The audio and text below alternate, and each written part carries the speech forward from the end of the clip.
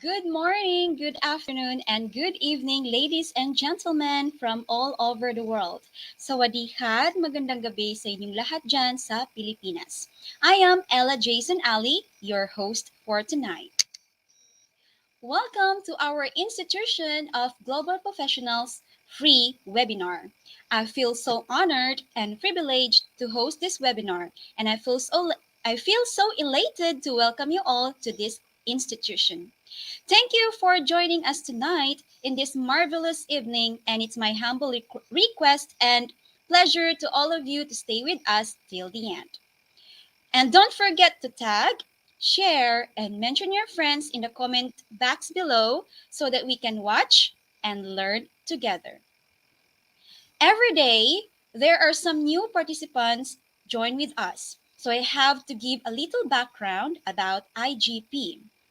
Institute of Global Professionals is an educational institution that provides social work and is globally recognized.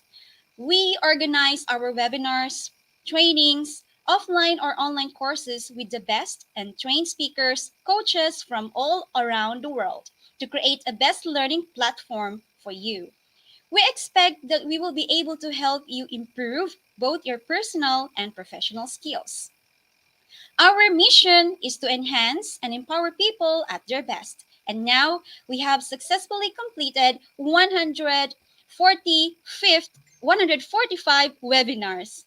Okay, so tonight we are going to present to you the 146th webinar entitled Global Communication for Educators with our three brilliant speakers from Philippines, Dr. Virgin Mamonong. From UAE, Dr. Henry Lemana II and Dr. Danilo Baradillo. If you have any questions during the presentation, please keep it first. Our speakers will be going to answer that in our Q&A portion. All right, so now it's time to start our program.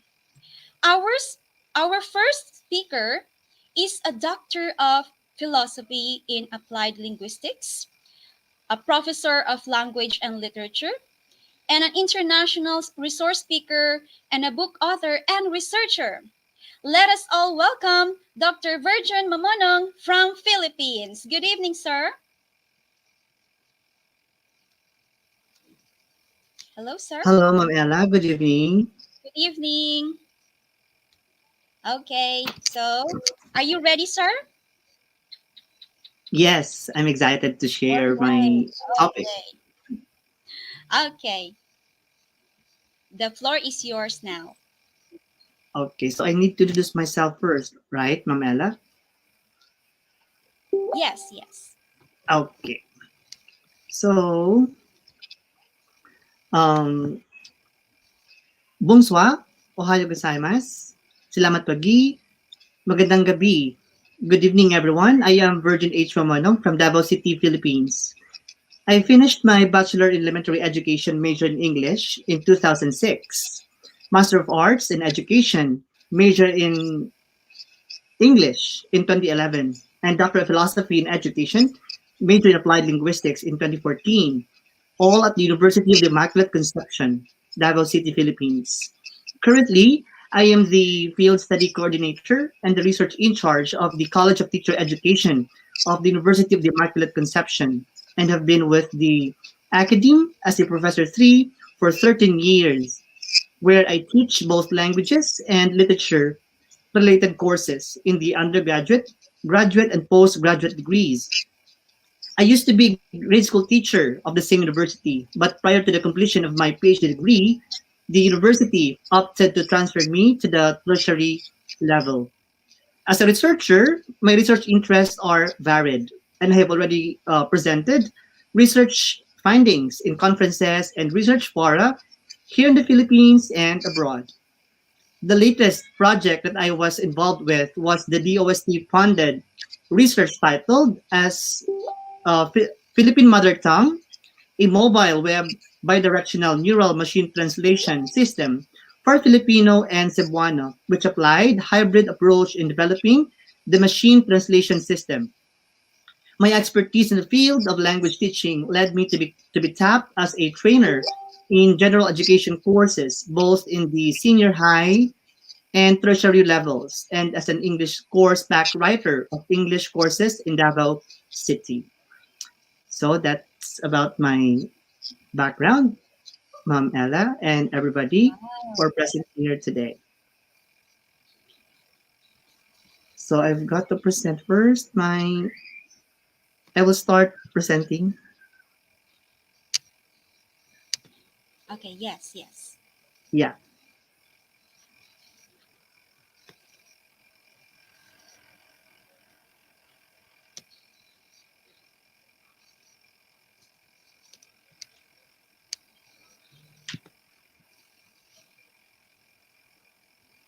Ma'am Ella, do you see my slide? Because I cannot actually see you in my end. Okay, yes, Yeah, yes. okay, We please. can see Yes, now. thank you. All right, sir. Thank you. So I am only given, I believe, only 30 to 30 minutes, right, to start my Yes. to share my presentation.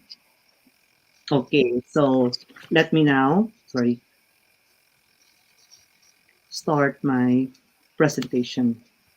So, first, what unifies people in a certain community? Language is a unifying tool of people because it is through it that one builds relationships. Conversely, because of how people speak as well, it is a reason that leads to conflict. This virtual classroom is attended by audiences coming from different parts of the world, such as Bangladesh, Thailand, UAE, and even Philippines. So, since this gathering is of people who are linguistically aligned, let me start with this um, concept about punctuation matters. So, there was once a teacher who wrote the sentence, a woman without her man is nothing. So he asked his students about how could these punctuations change the meaning of the sentence. So the man wrote, a woman without her man is nothing.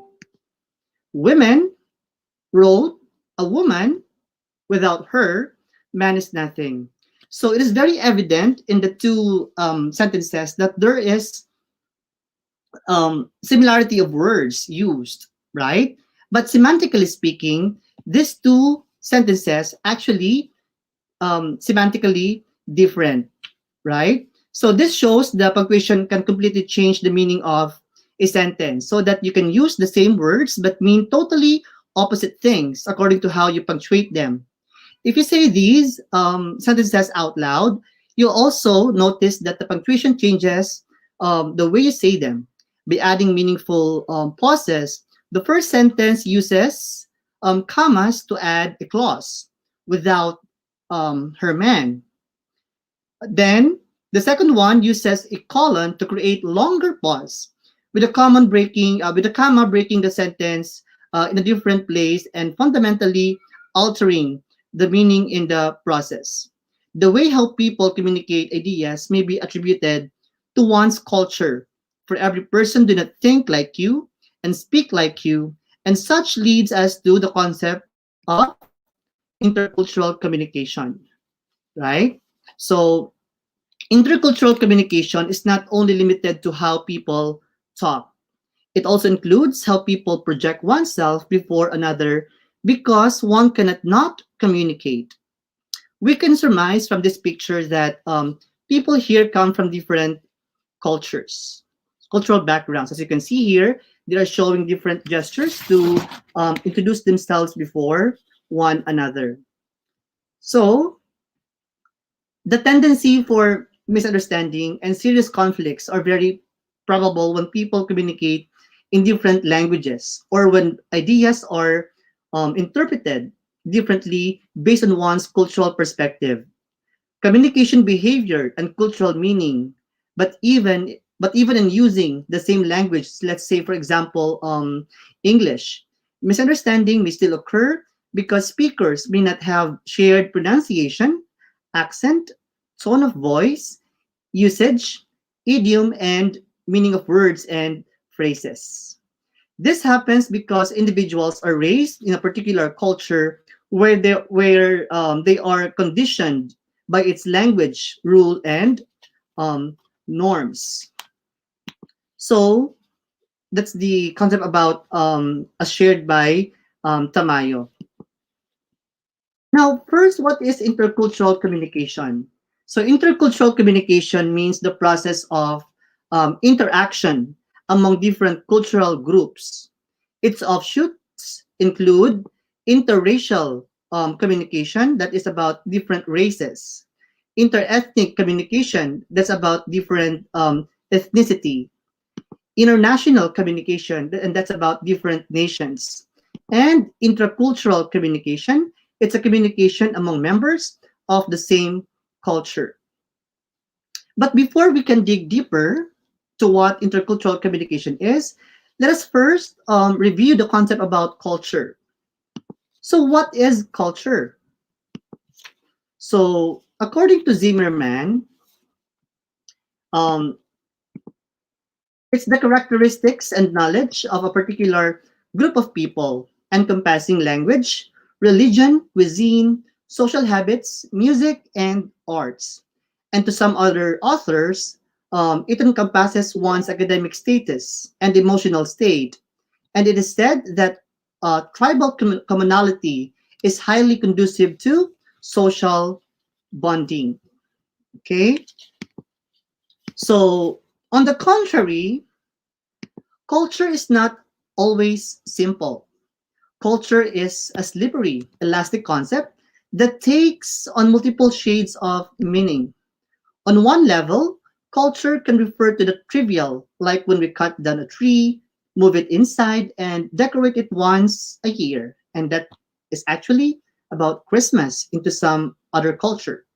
So culture can also refer to the momentous, as in what people will die for. So I guess it is needless for me to say what even our national heroes died for. So in this context, our hero Rizal in the Philippines, he would always be willing to die for his country. So the question now again is that how does culture affect communication? In conjunction to the previous definition of culture, culture influences everything that we do, from our recreational activities to what we eat, to how we celebrate, to how we worship, and to even how we speak before an audience. So, and that leads us to the question, why are we going to study intercultural communication? So let's answer this question. It is necessary to study intercultural communication for as globalization continues to bloom, it is inevitable that you will be communicating with people who do not look like you, think like you, and communicate like you. Even identical twin is of no exemption. They may have similar features, but the way how they would be dealing with people would always be different. Now, direct contact with culturally different people in our neighborhoods, community, school, and workplaces is an escapable part of life. So wherever we go, we have to really connect with people using our language. So people, though born in the same community, will surely vary in many facets of living, depending on their gender, age, and the like. And these individual variations are factors that may shape how people may interact with another. There may be people who have big egos, and there may be people who would be the opposite. Yes, it is true that learning a new language is having a new soul. However, learning the language goes beyond grammar and structure. In the parlance of social linguistics, to sustain harmonious communication, knowledge on how one should communicate plays paramount role. Thus, scholars sought to find a few underlying dimensions of cultures that nations and people are placed on. So with this, to develop multicultural competence, um, or the ability to effectively interact with diverse cultural groups, Mio Barker, sorry, Hackett and Tumambing, or of course the et al. There, introduces the following three steps. First, be aware of your cultural attitudes. Second, understand other worldviews. Third, develop culturally appropriate interpersonal skill. So let us discuss this one by one. The first is be aware of your own cultural attitudes. So I would like you to somehow, you may personally, you may either say yes or no on your own. Okay? It is okay for a girl to ask a boy out for a romantic date. Some would say yes, some might say no. The man must provide the main source of income for the family. Maybe to some, they would always want the man to be the um, main provider. However, in today's time, others might not agree with this. Third, I embrace same-sex marriage. So still, in the Philippines, this is still not accepted. But along with other cultures, it may have been practiced um, already, right? So next, when a friend asks for a favor, it's difficult to say no. Okay, of course, we don't want to. We would always want to please people, but we would always say yes to every request from our friend. But to some, it's easy for them to say no. I prefer group instead of individual projects in class. So maybe to some, they would like to work alone, and to some, they would like to be with a group. And the last, I show efforts to befriend an international student in my class, or maybe in your workplaces. So this might be just some of the cultural attitudes we have on our own. So knowing this might be a leeway for us to understand our own cultural backgrounds. Okay, so second is about understand other worldviews. So first, what is worldview? So worldview refers to how someone perceives and reacts to the world we all live in. Tribal communality, as said earlier, is highly conducive to social bonding. So people of the same culture share similar worldviews as a result of personal, family, or racial background, values, experiences, priorities, goals, societal norms, and other factors that shape our thoughts and actions. The opposite is also true among people from different cultures. Since this intellectual move was made, Eckert in 2006 categorized many cultural differences were organized into four main cultural orientations, such as um, group, time, power, authority, and gender. So let us discuss this one by one. So under the first cultural value orientations, we have individualism and collectivism. So individualism is a social orientation which places more importance in an individual's own needs, rights, or choices over a collective's or groups. Individualists value independence and self-reliance. Collectivism, on the other hand, values a group more than an individual. People in a collectivist culture tends to conform stronger to social norms, hence called conformists, as opposed to individualists. The term for the common good is the motivation of people's actions and choices in this type of culture. Next, we have the time. Under time, we also have two types, the clock-oriented and the event-oriented. For clock-oriented cultures, value observance to time and schedule, punctuality and organization. Schools and corporate offices, for example, are clock-oriented because Work or activities of people here are closely bounded by time. So just like what we're doing right now, at exactly 8, we have to start. So we are actually a clock-oriented culture here. In contrast, event-oriented cultures see time as abstract and flexible, or not fixed, or what do you call this one, rigid. The actuality of event or occasion is more valued than strict adherence to when it actually starts, or ends. So when you're going to ask a Filipino, what time would the party end? And they would answer you, up to sawa,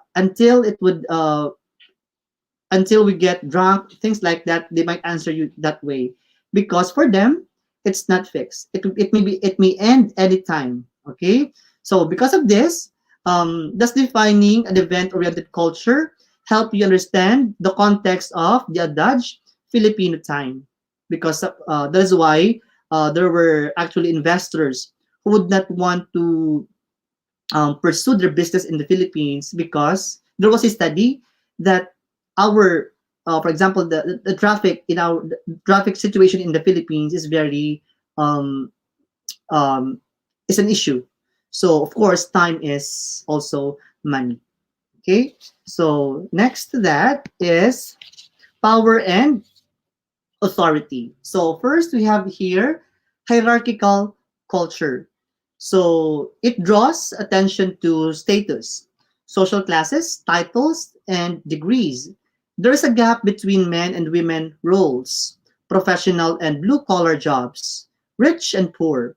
So in the Philippines, titles or positions are always tied to a person's name, such as you're going to call someone as Architect Santos or Dr. Billion, because there are people in the Philippines who would like to be addressed that way.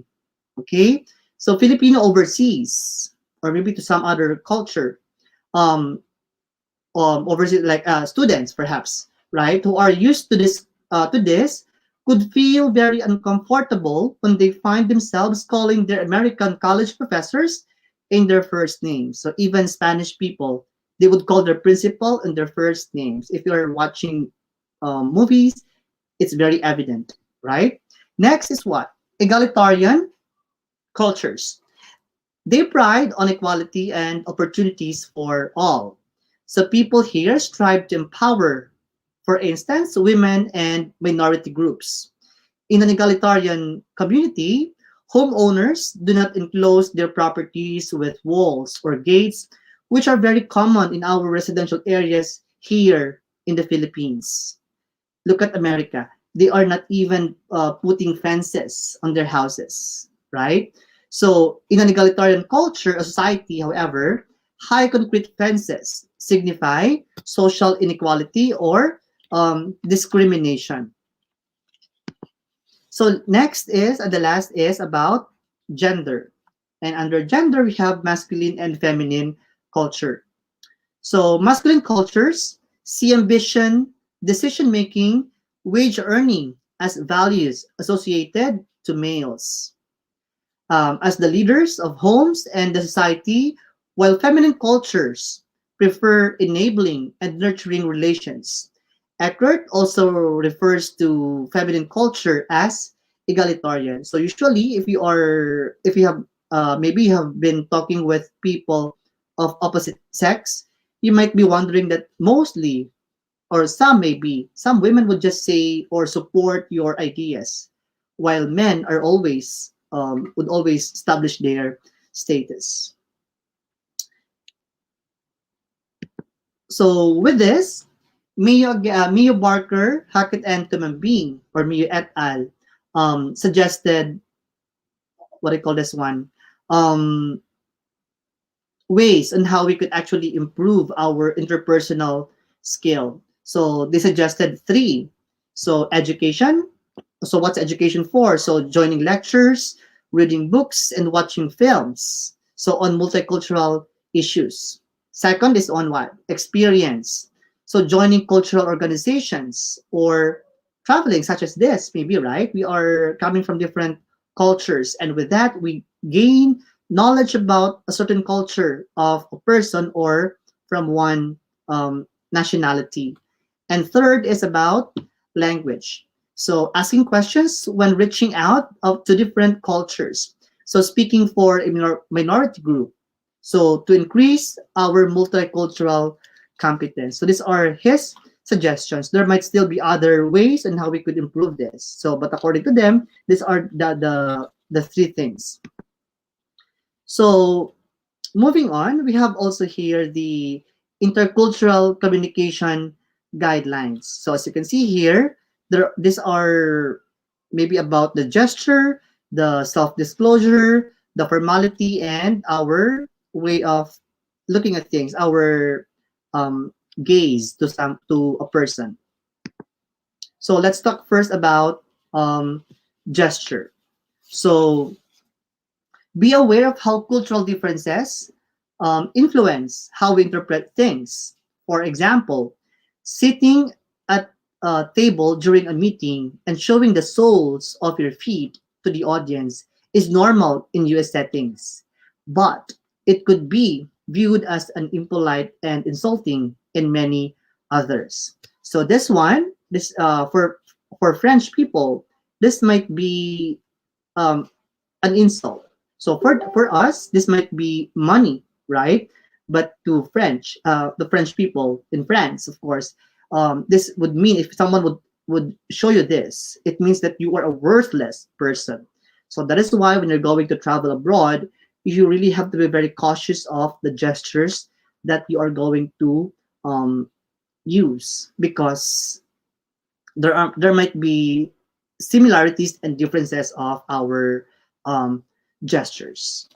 Okay, so moving on, self-disclosure. So be aware of how cultural differences influence when and how much you self-disclose. In a study, it was revealed that Asians are more selective of whom they disclose to. In US, however, it is appropriate to talk about one's family. Meanwhile, in several other cultures, people would look askance if a speaker disclosed information about his or her family. So even among us, we have just met the person, yet we talk a lot about ourself, right? Even in fact, the first time you have just met, you even ask about um, relationships or salary, and these are things that we have to be very cautious of when we have just met the person. So maybe later when you have already established rapport, that's a time you could actually ask maybe personal questions. Next is on formality. So cultures vary in the degree to which um, speakers need to appear formal when presenting. So people dress more elegantly to show status in formal culture. In an informal culture, people dress more for comfort and style is often mode of expression. In informal culture, titles and honorifics are also very common. So that's why we have the so-called language registers. So of course you would not be making fun of someone who is superior than you when you are going to introduce them, right? So we have to be very cautious how to use our registers in language. Next is about eye contact. So be aware of how cultural differences influence how much and when you should engage another in eye contact. In the US and Western European cultures, people expect those with whom they are communicating to look at them in the eyes, as eye contact is read as sign of respect and attentiveness. However, to some cultures, direct eye contact is considered rude. In Japan, people direct their gaze to a position around the what do you call this one? Adam's apple and avoid direct eye contact. To Chinese and Indonesians, they lower their eyes as a sign of deference to them. Too much eye contact is a sign of bad manners. So we have here also public speaking guidelines. So be aware. Oh, wait. So we have here public speaking guidelines. So it says here, um, speak slowly and clearly. So of course, if you are speaking, of course, some people may not have the same rate as you, the way you speak, right? So because again, there are some countries where English, like this one, where English is actually a second language, or maybe in some cases it's a foreign language. So we have to let our audience um, process what we are telling them. So you have to really speak slowly and clearly. Next is what? Use multiple modes of presentation. So maybe you could make use of graphs or pictures and avoid too much words when you are presenting. Because again, there are those who would prefer to see pictures rather than words. And third, you have to elevate your level of formality. Because again, um, we have to be very cautious that our language might be already not appropriate into a certain situation. So with that, you have to be very cautious how to make your language more formal in speaking situations. And the last is about avoid humor, because again, it says avoid. It doesn't mean do not, right? So avoiding means you could use minimal humor, but make sure that the humor is not offending people. Okay, so make sure that the humor, yes, I know that humor might be a way of inviting our audience to listen to us, but be cautious on how to throw your humor. Okay, so when you're speaking. And with that, to conclude the talk, we have to be very mindful when we are communicating. So mindful communication means we are consciously aware of and pay attention to our communication behavior.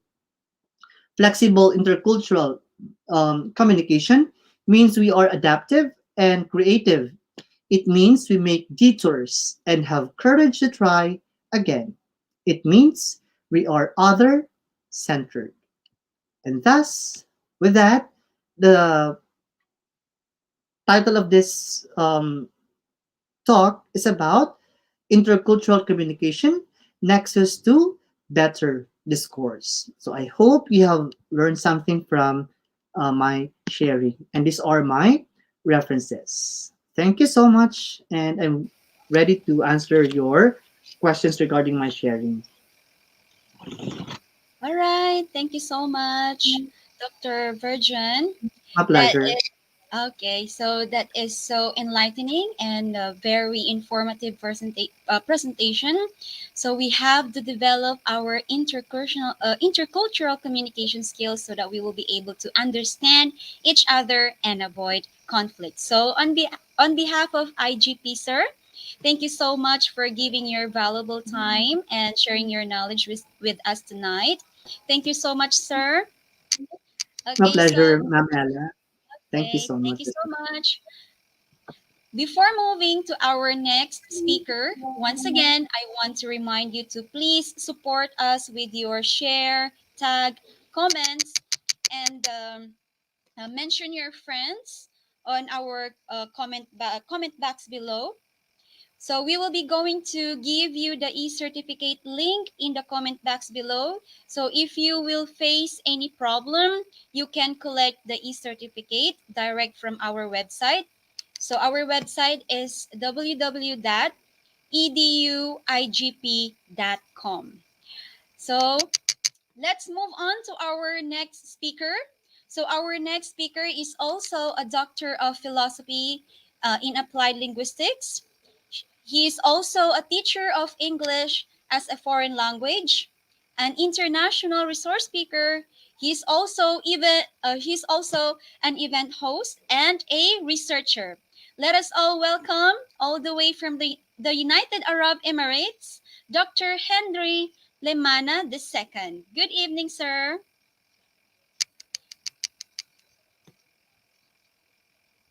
Good evening, Dr. Henry. We okay. Hello, good evening, everybody. Okay, it's okay now. There you go. I'm muted. Okay. Are you ready? Okay. Yes, I'm ready, ma'am, Ella. Okay, so So, yeah, before the anything floor else, I'd is like yours. to say thank you to the Institute of Global Professionals for having us here tonight. Can I say tonight? It's actually afternoon still here in the UAE. For having us all here today as your speakers. It's a matter of great pride and honor to be with you all and to be sharing some sort of minute insights on communication. So hopefully everybody enjoy the show and I mean the program and learn from your speakers. So at this point, let me share my screen. Um,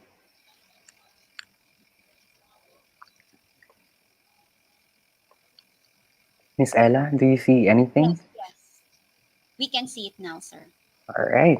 Thank you very much, ma'am. Okay, welcome, So once sir. again, hello everybody. I am Henry Limana. I am very much privileged to be with you all this afternoon or tonight or this morning, whatever that is. And mabuhay. It is my privilege to be introducing myself first before you. Modesty aside, I passed the Philippine Board Licensure Examination for professional teachers and the Civil Service Professional Level Examination in the Philippines. Finished my tertiary education with a degree Bachelor in Secondary Education, major in English from the Notre Dame of Marble University, and I also finished Master of Arts in Education, major in Teaching English as a Second Language from the same university. At the age of 27, I earned my Doctor of Philosophy in Education, major in Applied Linguistics from the University of the Immaculate Conception, Philippines, with the fruit of my labor, my dissertation, Afflatus in Affliction, a discourse analysis of His Holiness Pope Francis' homilies amid the pandemic. At present, in pursuit of my maximal development, I am currently enrolled in the program Doctor of Education in Educational Management and Leadership at one of the Philippines' top state universities. Um, I am very blessed to be commended as an English teacher for almost 7 years now, employing different approaches to my students' maximal learning. And I encourage resourcefulness and critical thinking in my class while promoting tolerance, respect, emotional security for my students. I also acquired TESOL and TEFL methods and strategies in teaching online. Um, and at present, I am working on my third TESOL certification from World TESOL Academy. I have presented researches both in local and international arenas, and I call myself a writer, a researcher, an educator, a single father, a self acclaimed singer performer, an event host, a lifelong learner, and a perpetual instrument of the Almighty.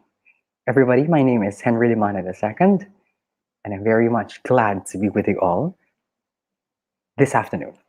But before anything else, please pardon me if you see me having some kind of breathing difficulties, because at the moment I am at the isolation room.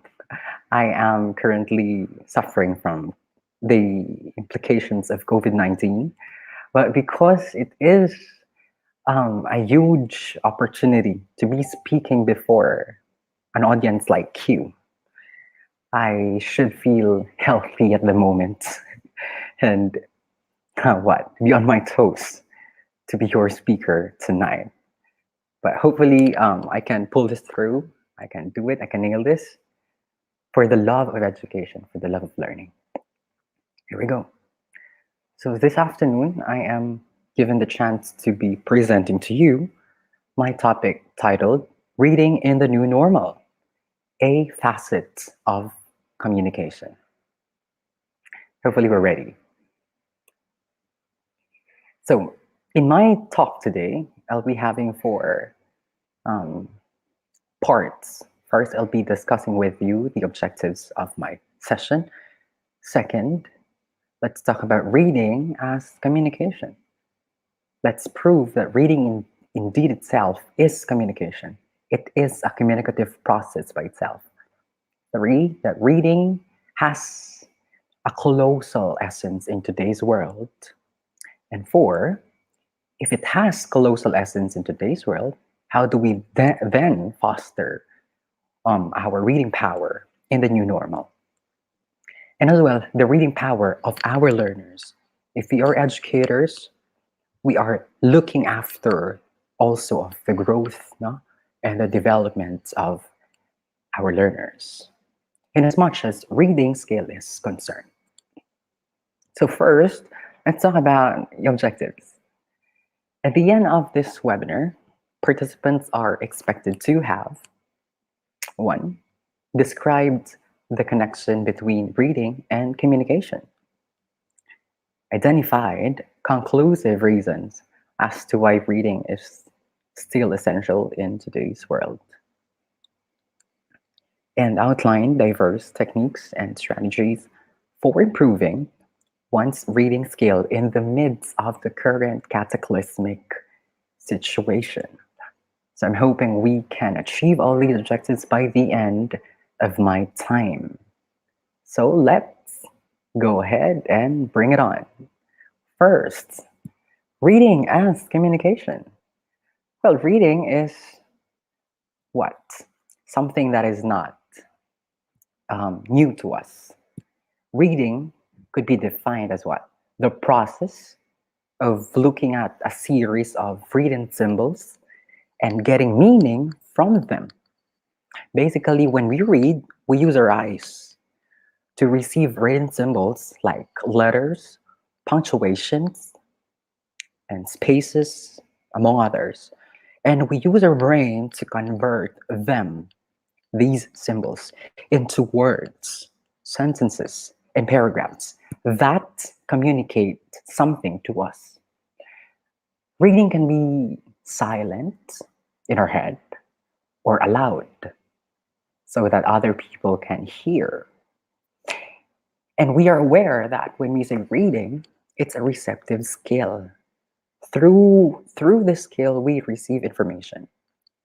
We we understand that the complex process of reading also requires the skill of speaking so that we can pronounce the words that we read. In this sense, reading is also a productive skill in that we are both receiving information and transmitting it, even it, even if only to ourselves. As saying goes, reading is a number of interactive processes between the reader and the text, in which readers use their knowledge to build, to create, and construct meaning. Let's take a look at this definition of reading. If we try to dig into this even deeper, we'll find out some keywords um, that make up this definition. The first keyword is interactive. Interactive. This keyword refers to two different conceptions. When we say interactive here, this is the interaction that occurs between the reader and the text, whereby the reader constructs meanings based partly on the knowledge drawn from the text and partly from the existing knowledge that the reader has. We call that schema or the background knowledge. And two, when we say interactive, this interactivity occurring simultaneously among the many component skills that results in comprehension. The word interactive here goes with the word process because reading is a process in itself. It is concerned about the number of processes that are at work when people read. Grade in 2009 identifies lower level processes, including word recognition, syntactic parsing, meaning encoding, and higher level processing, which includes text model formation, which means what the text is all about, situation model building, which is about how we decide to interpret the text, inferencing, executive control processing, which means how we direct our attention, and strategic processing. And lastly, if we analyze the definition of reading, which we have on the screen right now, we have the third keyword, which is knowledge. Actually, perhaps knowledges would be more accurate. I should pluralize the term knowledge and I call it knowledges because this includes knowledge of the human language. Example, the writing system, grammar, vocabulary, down the line. It also includes knowledge of the topic of the text. It can also include knowledge of the author, knowledge of the genre, what we are reading, the knowledge about, like, is it a newspaper, a magazine, a romance, a novel, whatnot, and even knowledge of the world. You see, we try to inject our understanding of life, of the world, into what we read, and there we make sense, including our experiences. Not just our experiences, but experiences of other people, values, even culture, beliefs. No? People use all of these knowledges to build, to create, and to construct meaning. And by reading, we understand that this process leads us to understanding that readers have different knowledge. We have diverse knowledges, diverse backgrounds. That's why even if we read one book, one common book, all of us would read one common book, we might end up what? With different interpretations. Because we do have different experiences. We construct our own meanings. No? That's why if there are two people reading the same book, if you answer this question, will they construct the same meaning? Let's say twins. Both of them have perhaps the same facial features and whatnot. When they read one book, will we expect them to end up with the same meaning? Probably the best answer here is not. Probably not, because they have different knowledges. They could have similar knowledges, so perhaps their meanings could be similar, but they would probably not construct identical meanings. All right? So at this point in time, we understand that reading indeed is a diverse realm. It is an enigmatic world. As we move forward, let's realize that the act of reading is not complete until ideas have been received, then passed along to others. According to David H. Russell in 1959, reading does not stop, does not end in the process of you acquiring information from what you read. No. There must be a close link between reading and communication. David Russell tells us that it's not enough that we read and decode what we read and we understand what we read. It's not enough. Rather, he proposes that for the process of reading to be completed, for it to reach the apex of its process, it has to arrive at at the stage that what has been decoded be shared, be passed along to others. That's the proposition of David H. Russell in his book Childhood Education in 1951. That is why we have the concept called the language arts. Language arts are largely concerned with the communication of ideas. What comes to your mind when you hear the phrase language arts?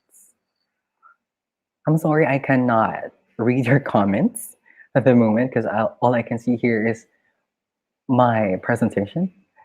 Hopefully, later I can read your comments. But when we say language arts, this would include the other macro skills aside from reading.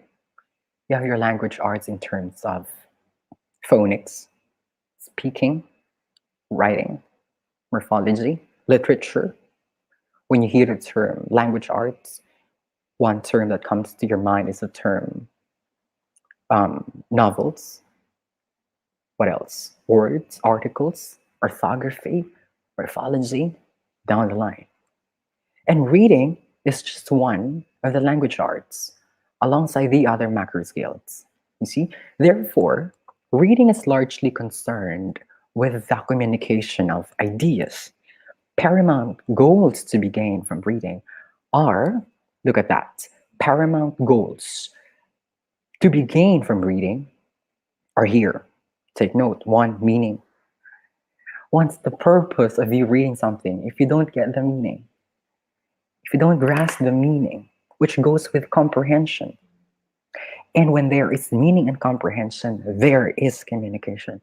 That's why paramount goals to be gained from reading are these three: meaning, comprehension, and communication. We have to remember, though, that communication is a two-way process. It means receiving ideas from others and giving ideas to them. In reading, these activities are self evident to any experienced teacher. I know a lot of my audiences here are teachers across the globe. Hello, mabuhay ang mga guro. Long live teachers of the world. We understand it is one of our responsibilities to make our learners realize the essence, the importance of the communicative process. Same way in reading, that these activities are self evident to any of us teachers. As a child reads, you see, he gets ideas from the material available. If they are associated with his schema, the background knowledge, the previous experiences, and he gives ideas to others in reading orally or in telling or writing something of what he has read about. In other words, reading is not just the receiving or absorption of ideas. The silent reading act is complete only when the reading is put to use in some way. And this usually means communicating with others. This is now the challenge. How do we metamorphose reading into action? How do we allow the reading process metamorphose into a crucial action in the classroom? This means we allow them to discuss what they have read, to report, to summarize, to interpret, and to record. Now, we see that the connection is there between reading and the other skills. Let's take a look at a brief explanation on the connection between reading and the other macro skills. First, we have here reading intertwining with writing. So, how do you think does reading as a skill intertwine with writing as another skill? Is there any connection at all? Um, Sir, I do not see any connection at all. Yes, sir, I see a connection between reading and writing. Uh-huh. How do we explain this? Basically, put reading affects writing, and writing affects reading. So it's a two-way connection. According to recommendations from the major English and language arts professional organizations, reading instruction is most effective when intertwined with writing instruction and vice versa. Now, research has found that when children read extensively, they become better writers. Do you believe in that? When children are good readers, voracious readers, they become better writers. Reading a variety of genres helps children learn text structures and language that they can then transfer to their own writing. See? In addition, reading provides young people with prior knowledge that they can use in their stories. Because one of the primary reasons that we read is to learn. Again, one of the primary reasons why we read is to learn. That is inevitable. Especially while we are still in school, a major portion of what we know comes from texts we read. Since writing is the act of transmitting knowledge in print, we must have information to share before we can write it. That's why we read.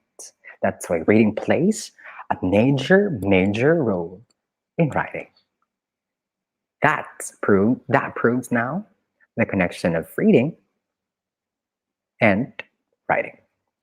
Next, how do we think does reading as a skill intertwine with speaking? When I was young, I was used to get instructed by my mom.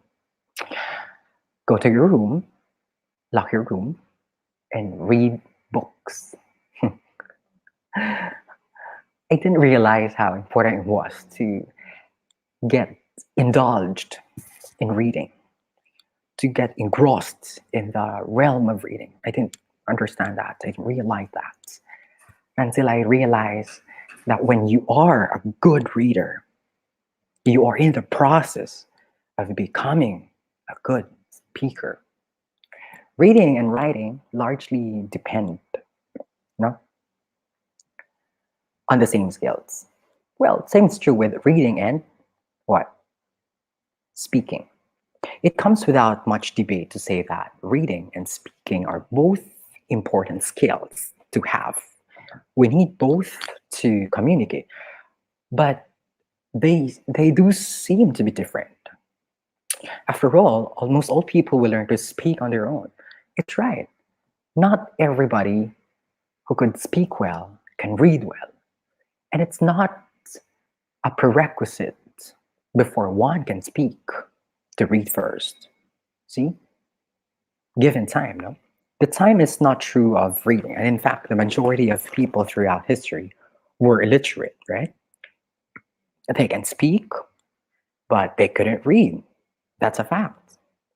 So for a long time, people assumed that these two skills were not fundamentally connected. However, modern researchers are questioning that idea now. It is believed that reading and speaking skills have reciprocal relationship. What's the term? Reciprocal relationship. As one increases, so does this other. How does it happen? Reading improves speaking skills, and speaking skills improve reading skills. Improving reading skills actually makes people better speakers. Through this process, reading is shown to improve both the accuracy and fluency of speaking. Let me emphasize these two facets of communication: accuracy and fluency. It's not just about you knowing how to say it, but it's more of knowing how to say it. It's not just about the what, but it's more of the how. Accuracy is defined as the correct use of vocabulary, grammar, pronunciation, down the line. And fluency is the ability to spontaneously speak and communicate effectively. And for you to achieve the maximal level of these two facets, you have to be good reader in the first place. That answers the question, what's the connection between reading and speaking? Number three, how do you think does reading as a skill intertwine with listening as another skill? Now, here we go. We have the last macro skill. What's the connection between reading and listening? Now, to understand the link between listening and reading, it helps to start with the model of reading. We call this the simple view of Go and Tunmer rather, in 1986. They proposed a reading model called the simple view. It breaks reading into two basic components: decoding and language comprehension. Researchers agree that most differences in students' reading performance can be explained by variations in these two factors. Instruction in the early grades typically emphasizes decoding, see, or sounding out and recognizing words to translate printed texts into oral language. See, we cannot just immediately ask our kids to speak out, to pronounce words. We have to take them one step at a time in order to make them what? Good speakers for that matter. For them to be good speakers, they have to be good listeners. And for them to be good listeners, they have to be good readers. See, to become good readers, students also need listening comprehension skills or the ability to understand language and make meaning of those words and the messages they convey. So that answers the question: how does reading intertwine with the other macro skills in language? Let's proceed. I'm afraid I cannot see if uh, you can tell me three keywords you have learned from the first topic, because I cannot read anything on the screen. But anyways, may I enjoin my audience to please comment down below three keywords which you find interesting, captivating, and riveting from the first topic. So I would know that you're still with me. Okay, second topic. We have reading's essence in today's world. Now that we understand the depth of reading, you know, and the importance of reading in the development of language in our students, in our learners, in our kids, we have to understand now, how does it function in today's world? Do you even ask yourself, do we even read, do we even have to read in the 21st century? Why do we need to read books? What's in it? What's in it for you? What's in it for us? And what's in it for our learners to read in today's world? Is reading books still necessary in the present generation? You see, one of the most important questions we're facing in the 21st century is whether reading books is still necessary. We've heard so many times that reading books is a lost art. Do we agree with that? Reading books is a lost art, because in today's generation we just find ourselves um, um, enjoying watching Netflix, reading Wattpad, um, what chatting with people, but not anymore in reading books. Nowadays, people prefer to read online magazines, blogs, making vlogs, post it on YouTube, on Facebook, do Facebook posts, IG stories, and down the line. But books, do we still need books, or are they a relic of the ancient past? Do we still need books, or are they considered now a relic of the ancient past? I think that we all agree that the digital revolution has forever changed the way we learn information and process. That's right. As the result, we've become extremely dependable on digital tools and the internet because they are indeed great helpers. As Ernest Hemingway, my friend, used to say, There's no friend as loyal as a book, really. This American author tells us that books fire up our imagination. Many of us here would agree that when things go wrong, when things get gray and dark, just have to grab your favorite book and read. And voila, you're traveling. And book cannot leave you alone. Book cannot, how do I say that? Um, it cannot fail you to take you to somewhere amazing, even to a place you've never been to.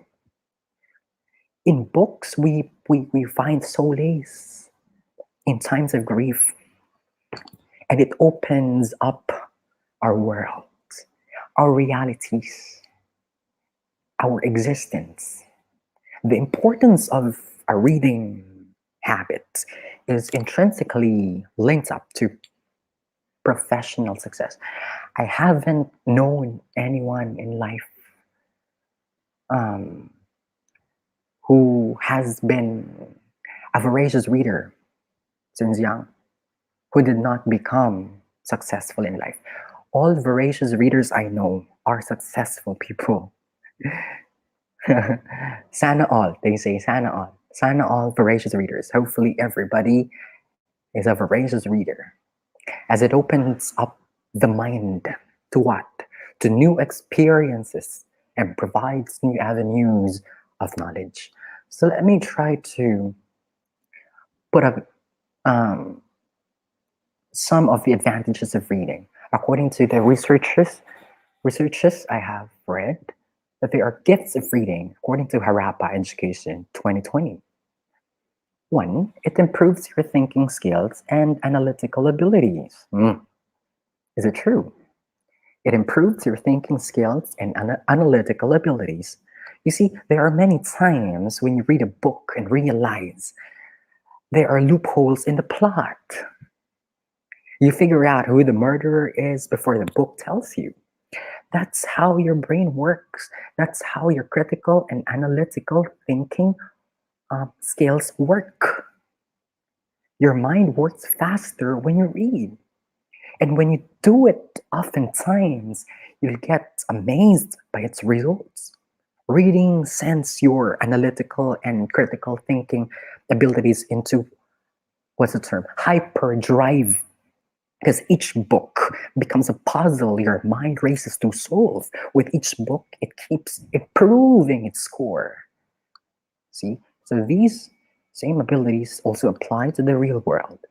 The reader's mind is trained to notice tiny details and it puts the pieces together and find connections. That's one gift of reading. Number two, don't you know that reading helps you black out the noise? Does it make sense? It blocks out the noise. Short attention spans are the order of the day as lives become a constant stream of interruptions and activity. You are expected to manage your messages and check your emails and interact with your colleagues all at the same time. Juggling such tasks reduces focus and lowers productivity. But see, when you read a book, all your attention is focused. The importance of reading in our digital age in this present generation cannot be overstated. It is perhaps the only way, I should say, the only way left to improve focus and attention. Well, some of you might debate with me. There are many other ways on how to improve focus and attention, but I should say, as a person who's into this, I should say reading is a neuteric through way to improve focus and attention. Number three, it helps you master a language. Well, reading is one of the best ways to learn a new language. I'm trying myself so very hard to learn the Thai language as I am engrossed in in a lot of Thai series and shows.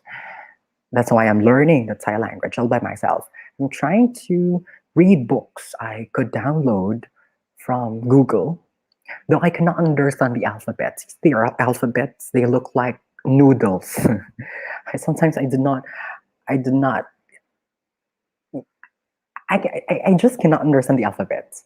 But you see, when there is a book that could guide me, it gives me deeper understanding of the language I'm trying to learn. Also, when you learn through stories, you learn much faster. No? Learning about words through context is one of the most organic ways to understand their meaning and improve vocabulary. All right. Next in line, we have reading connects you with others. Mhm. Books can be great conversation starters and can help bond with new people. Readers can have multiple stories to tell or topics to discuss and can easily become the center of attention due to their knowledge, and their ability to objectively critique issues also makes them popular. And lastly, it keeps you grounded.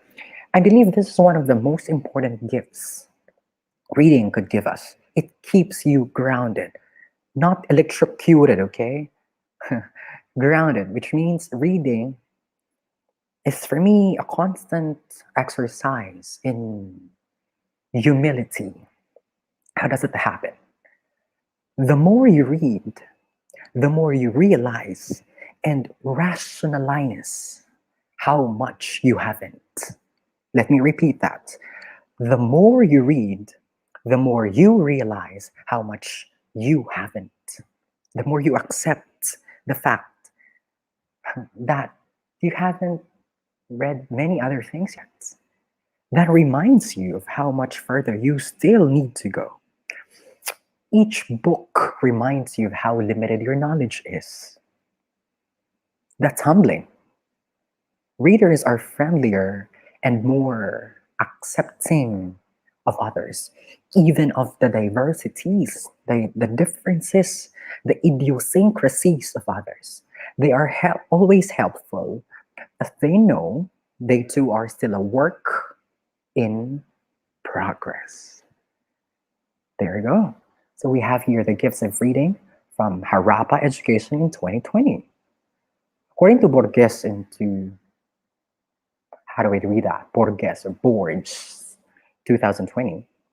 Borges in 2021 rather proposes or opines that reading is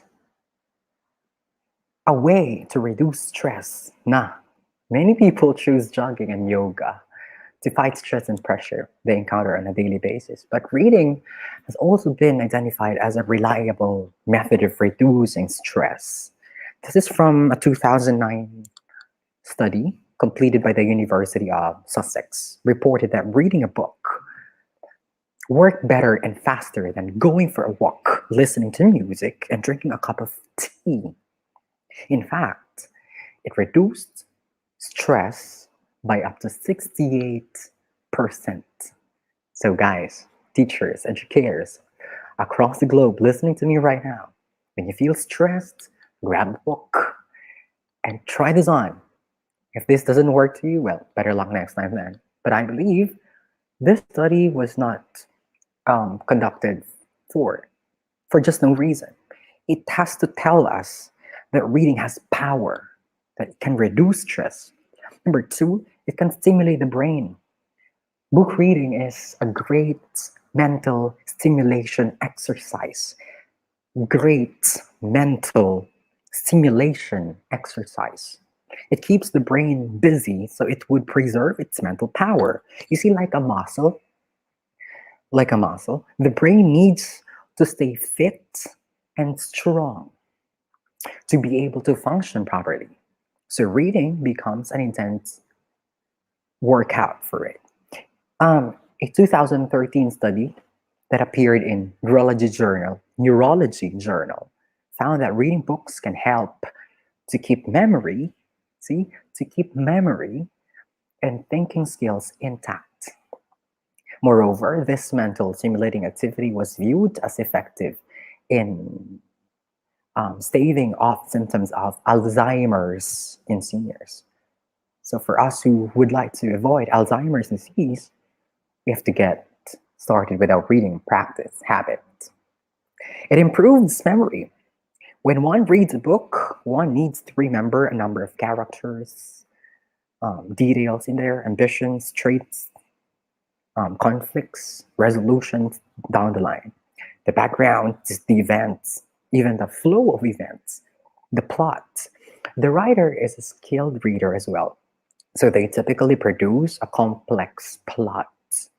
This is a two, this is a lot to memorize, right? But for the brain, however, this sounds like a great exercise, an exercise for maintaining these amazing powers of remembering vast amounts of information. Number four, books help to appreciate art and engage in social work. How does it happen? This is in accordance with the pronouncement from the National Endowment for the Arts and other organizations. People who read a lot or several times more likely to visit concerts, museums than those who do not. Fans of reading were also found to engage in charity and volunteering because book reading encourages people to actively participate in the social work and improve the world around them, as when they read, they appreciate the realities of life. And lastly, number five, books improve analytic thinking skills. Well, we have explained this just a while ago, so let me proceed to the next part of my presentation. In general, Awal in 2020 opines that reading is important all the time. But in today's society, reading is more important. You see, in the 21st century, it's even more important. Why is reading important in today's society? You may ask me. You may ask yourself. You may contemplate on this enigma. Why is reading important in today's society? It has several fundamental reasons. The current time is the most competitive time ever. Let me say it again. The current time is the most competitive time ever. This competition is a competition of knowledge, you see, a competition of skills, a competition of survival in real life. Now, if a runner fails behind for a moment in a race, his defeat is fairly certain. Similarly, if we stop reading for a short time, we will fall behind in our respective fields. Now, in order to maintain one's existence in today's society, to establish one's unique identity, and to promote oneself to a higher level of social status, reading is not only essential, but a must. Whoever has as much knowledge, whoever has a large store or stock of information whose skills are much more, is useful and crucial to the present society. Hopefully, I'm making sense at this point in time. As I proceed to the next part of my presentation, Awal 2020 continues to opine that reading helps us find ourselves. You see, if we read a good book, it opens up a new level of thought. When you read a book, we somehow try to connect the events, emotions, experiences, and characters of the books with ourselves, with our realities, with our own realities. It not only engages us in the book, but also gives us the idea of how you will react and feel in the situations that have not yet happened. No? In a sense, it gives us awareness of the other realities in the world. So with every page you read, there is a chance to discover a new part of yourself. Two, for cognitive development, well, this sounds self explanatory, but just as your brain learns to remember storyline information when you read, it is also better at remembering other things in your life. So by reading, you are directly and I should say indirectly training your brain to improve your memory and cognition. Three, inspiration. Human life is full of complexity and problems, especially today that we are plunged into the ocean of miseries and atrocities and predicaments because of the impact of the cataclysmic COVID-19 situation. And sometimes we find ourselves lost. No, see, we cannot grasp the light in this darkness of age we are in right now because of the situation, because of the COVID-19 pandemic. But sometimes there are moments in our lives when we feel frustrated and discouraged. We can lose our hope and interest in life and just want to give up. Hmm. Well, at times like this, we need some motivation, a, a little push in the right direction. And I'm talking about the power of reading. Reading a good inspirational book during this time can change our thinking and gives us hope and inspiration. Books are undoubtedly a huge source of inspiration.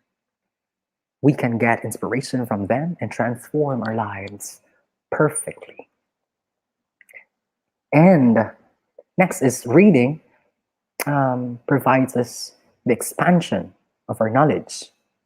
With each book we read, we learn new things. No? With our growing knowledge, we are able to make better decisions and choices in life. We become aware of our surroundings and maintain a free mind. And lastly, imagination. Awal tells us that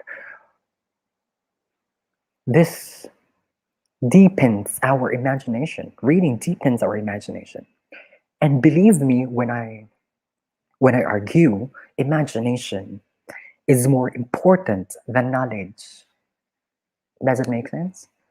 Imagination is more important than knowledge. For while knowledge defines all we currently know and understand, imagination points to all we might yet discover and create. This is in accordance with how Albert Einstein um, defined imagination. Reading here stimulates the right side of our brain and widens our imagination. And it literally opens our minds to new possibilities and new ideas that help us experience and analyze the world through the lives of others. Now, it makes you imagine things beyond the possibilities, and that's a good thing. Things that we do not usually think of. Books give us a lot of things to think about, even dreams, aspirations, hopes.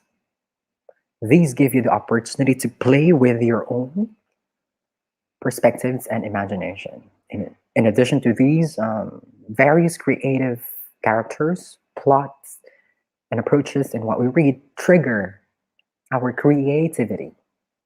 And you become both creative and imaginative by reading.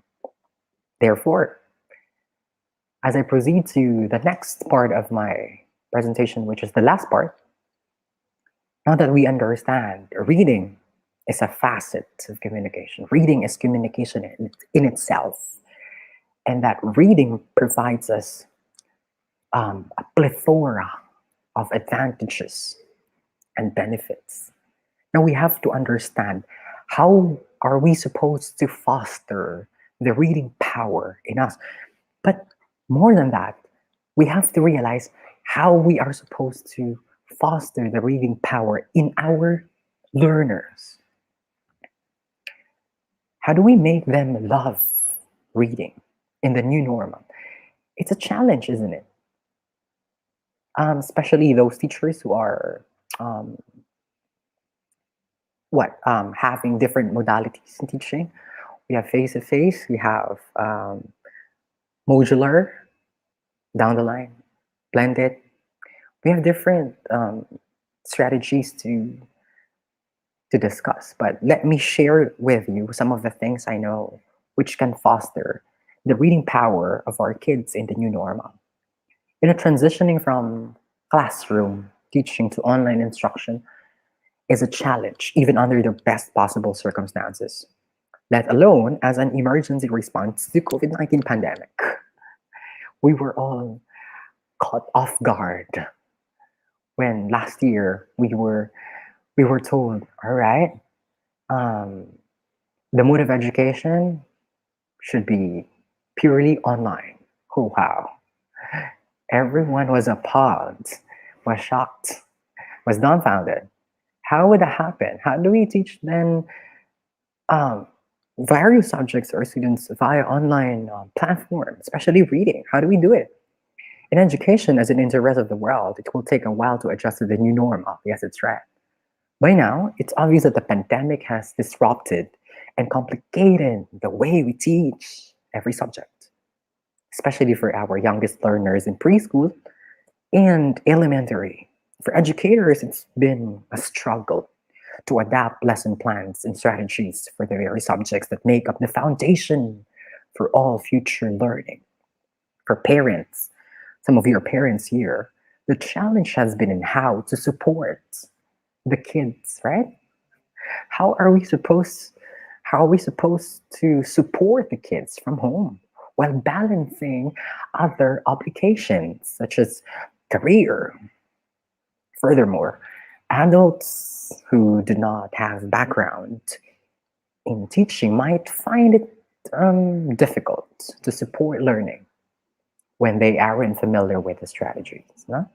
So I would like to present to you um, three key routes for teaching reading remotely. Because understandably, for some subjects like reading and math, teaching such foundational skills from a distance may make the job even tougher. I understand this very well because I teach myself. No, so for instance, teaching students to read and write often means utilizing hands-on activities and manipulatives that help them recognize and form letters. Reading instruction usually takes the form of whole class modeling and small group work that places children with peers with similar abilities. Now let's take a closer look at what to keep in mind during online learning before discovering ideas for reading instruction that can be done from home.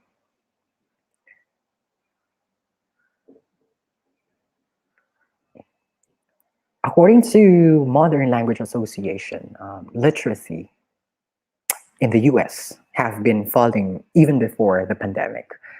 That said, teaching reading was tough even before classes moved online last year. If you're a teacher or a parent who is still faced with ongoing virtual learning, it might be helpful to keep a few basic rules in mind. Number one, teachers, take note, foster an early love for reading. As children learn to decode words and make meaning from them, teachers shift to focusing on a couple key aspects to literacy. The what? Developing both fluency and comprehension.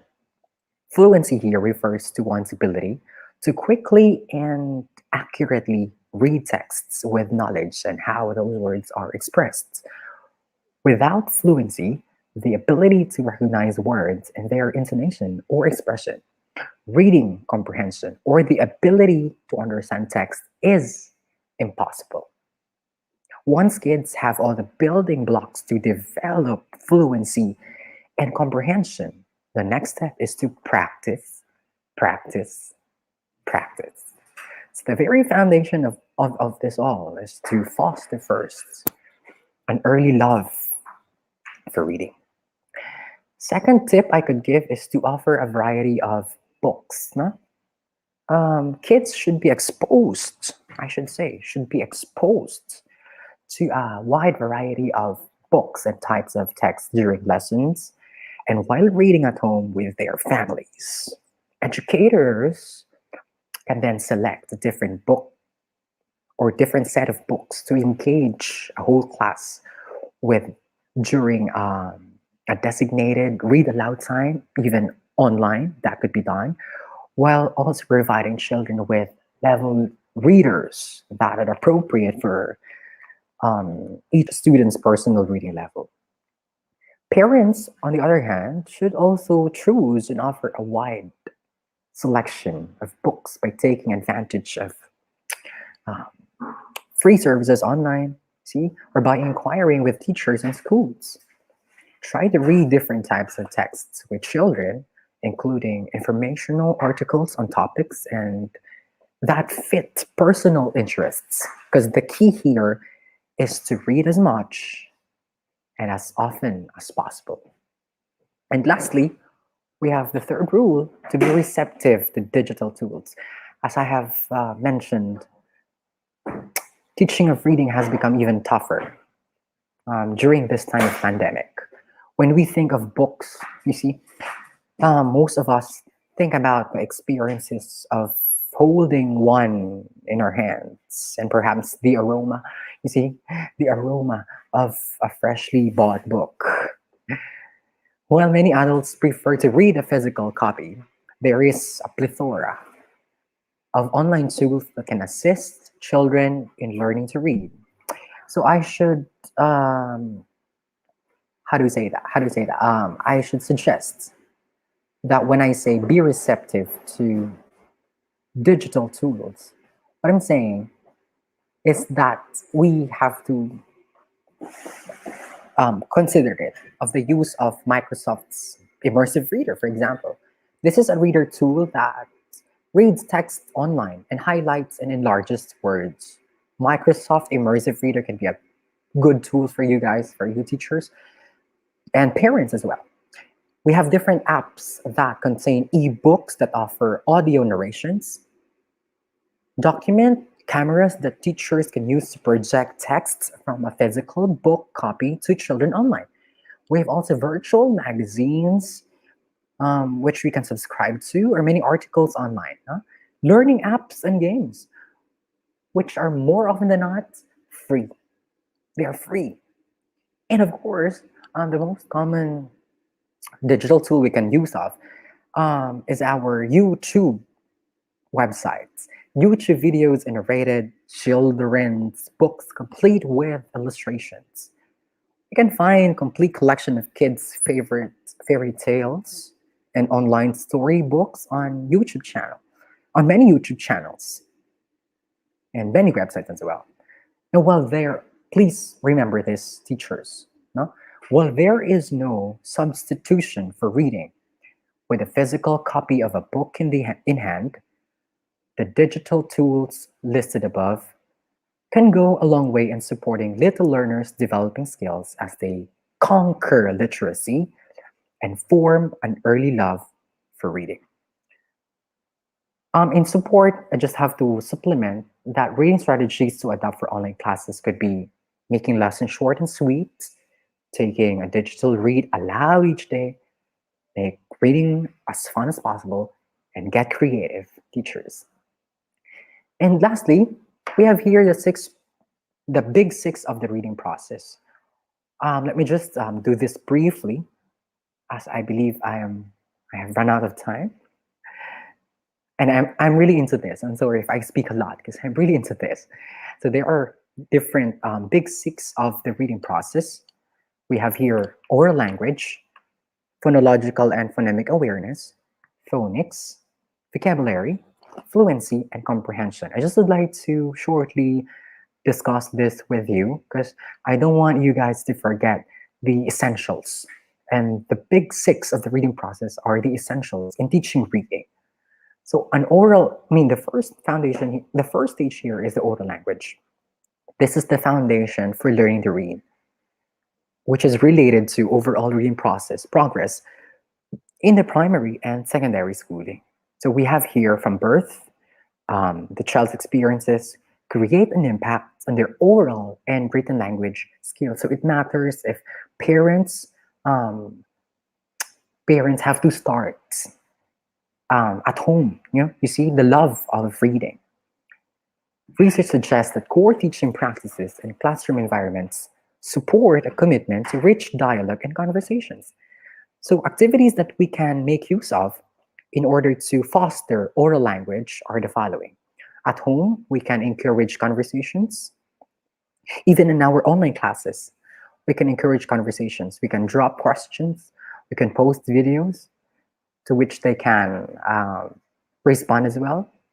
We can incorporate question for the day and provide concept words. By concept words, I mean we give them um, an unfamiliar word which they can use and they can define themselves and they can use in their own sentences.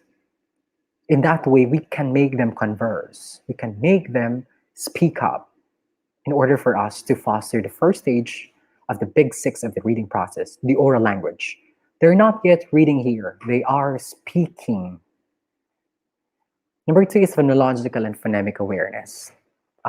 This stage here refers to the ability to focus on sounds.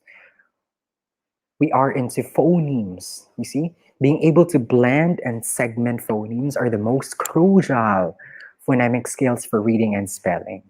Because it's because if children cannot hear separate sounds, they cannot relate those sounds to letters. An enormous stumbling block in learning to read and spell. If they cannot hear the separate sounds, they cannot relate those sounds to letters. That's why we have here suggested activities like listen up. And by listen up, I mean activities activities like rhymes and songs. We make them listen to songs and we make them catch the words that rhyme, follow and respond. You see, in follow and respond activity, um, our children have to pay attention to the words we say, and then they are going to respond by doing clappings. The number of clap corresponds to the number of syllables in the words. That's why they have to really focus their attention on you as a teacher, as a parent who wants them to develop phonological awareness because we want them to listen carefully. And guessing game could also be done in teaching or in improving phonological and phonemic awareness. Number three is phonics. This is the understanding of the relationship between sounds and letters that represent graphemes. This is the explicit teaching of essential phonics in the use of videos. Follow-up activity, sound wall. We are familiar with sound wall. Sound wall refers to, you see the strips of paper with letters, and per letter there is a word, you see, and a child has the chance to develop phonics by every day seeing, see, these strips of paper on the wall, and this makes them familiar with the sounds and letters. And home phonics journal as well um, refers to artwork of letters learned in the notebook.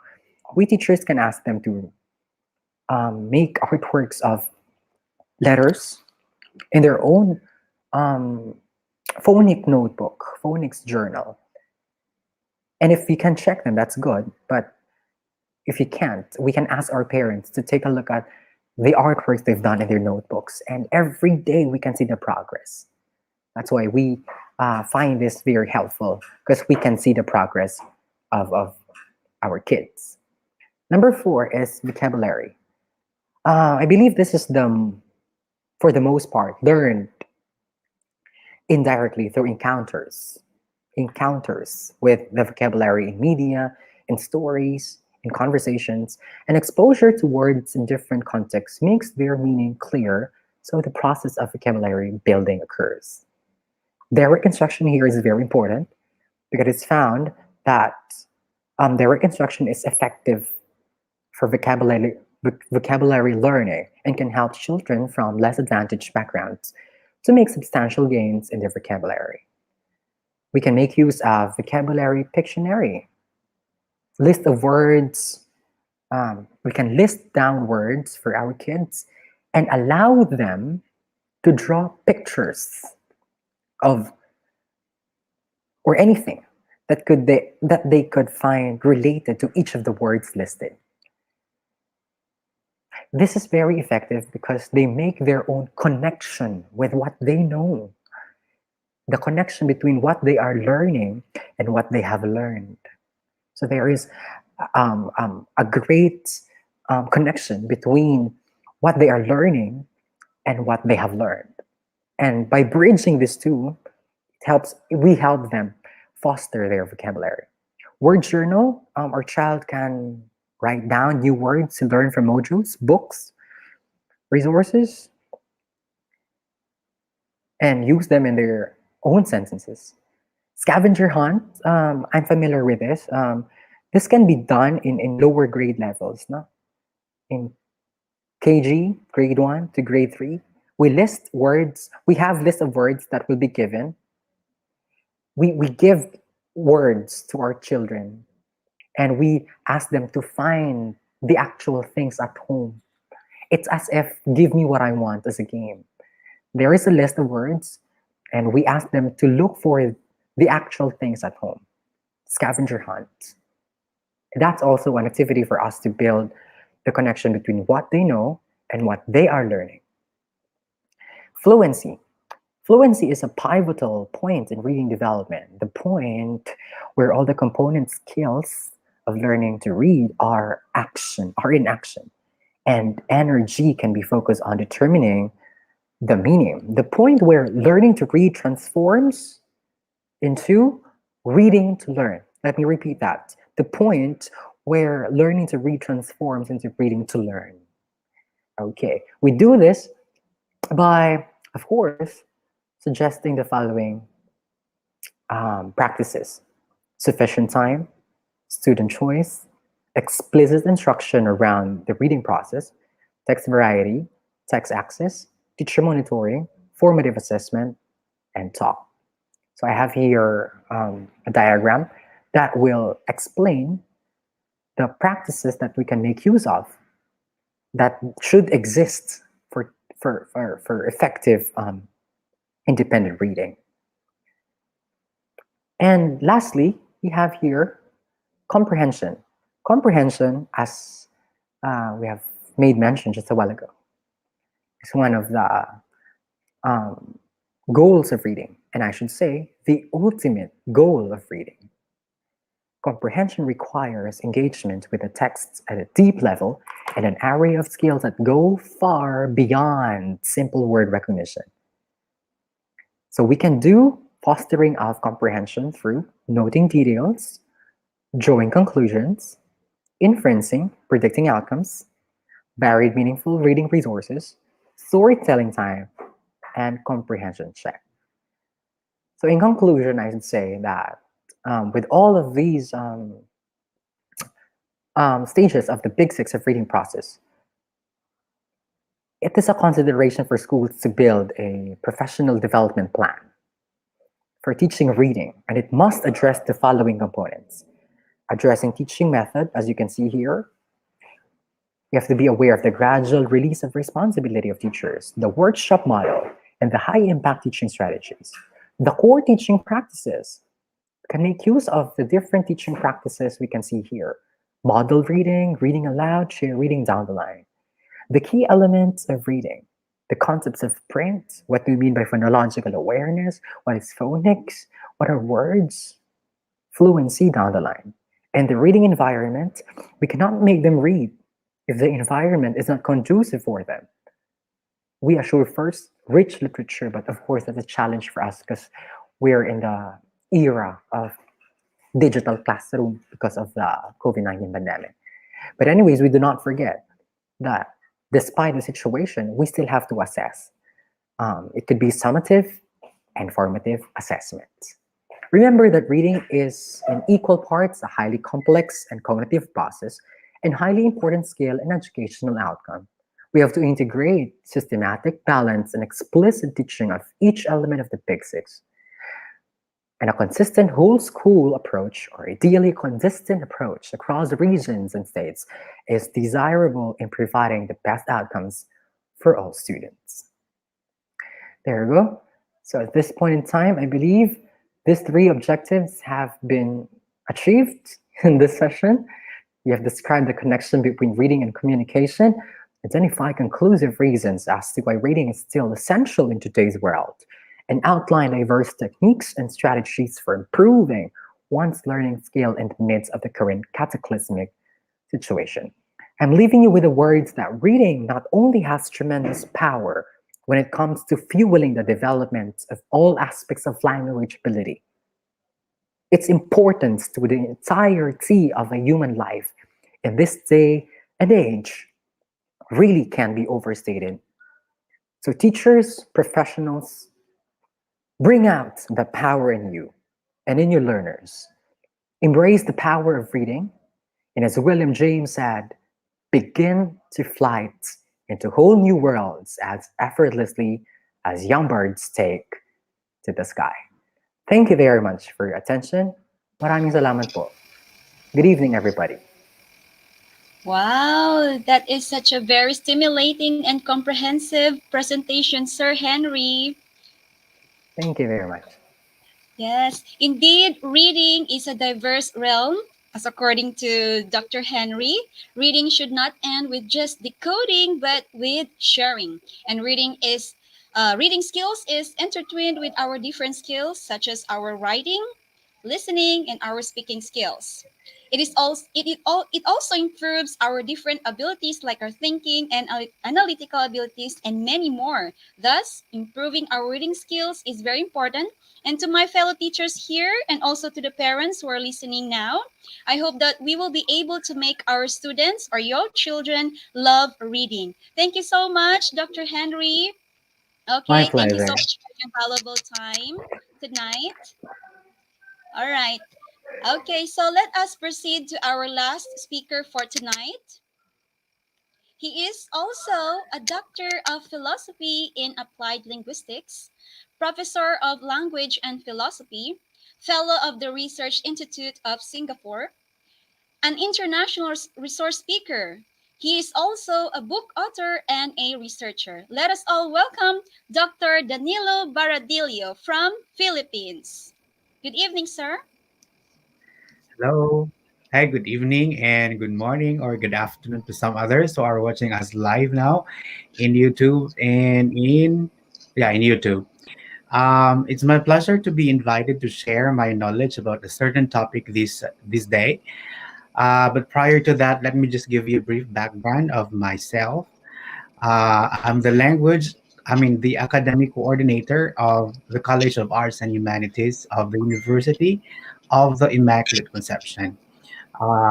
Back in 2007, I graduated AB Philosophy, major in uh, major in philosophy, minor in English, and I took my master's degree with specialization in English language teaching at the Philippine Normal University, and had pursued uh, Doctor of Education or Doctor of Philosophy in Education, major in applied linguistics.